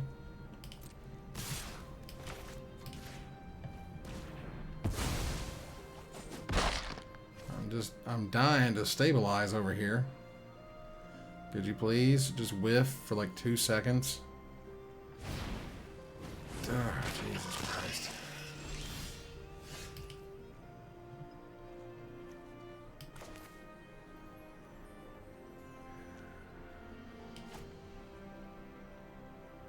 Okay. Alright, if he sacks the 4-1, then I can play the Invoker, and if he sacks the Manticore, then... Or if he sacks the... You know what I mean. Sacks the Manticore, I'll play the card. If you don't, it's fine. Wait a minute. Okay, this sucks. I might literally stabilize it too. Please draw nothing for once. Just draw nothing. Just give me time. I'm so close. So close.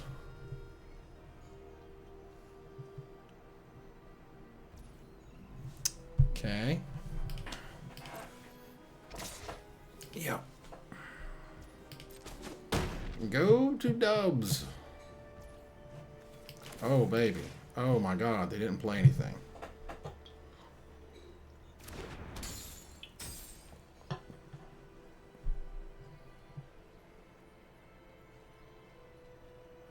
I mean, I'm tapped out. If they want to do something weird, or I guess deals me 2 damage, I don't know what that would be.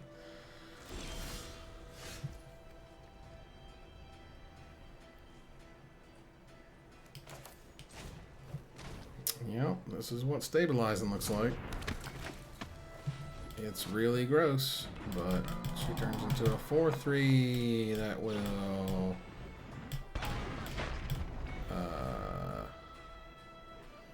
Per creature mana value less from a graveyard on the battlefield under your control. Okay.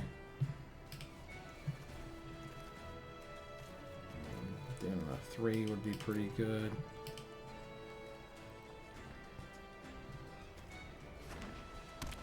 Yay. Please tell me you have nothing. Please tell me you have nothing. Kill my looter, scooter, shooter.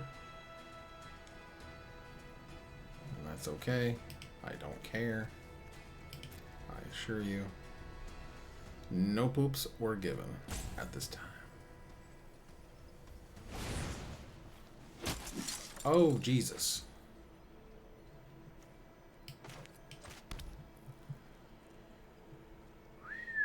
Alright, so I'll take the literal best answer. Oh my God. Go. Ugh. Jesus Christ. Oh, I'm so dead, aren't I? I'm so dead. So dead. So dead.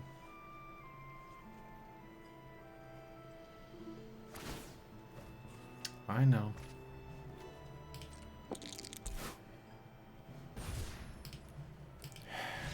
Well, ladies and gentlemen, unfortunately, I have to end on the downest of beats. Not all of those flips will go your way, and Lord knows I did nothing but just like, can you jit, and then I died. So that's kind of how that rolls.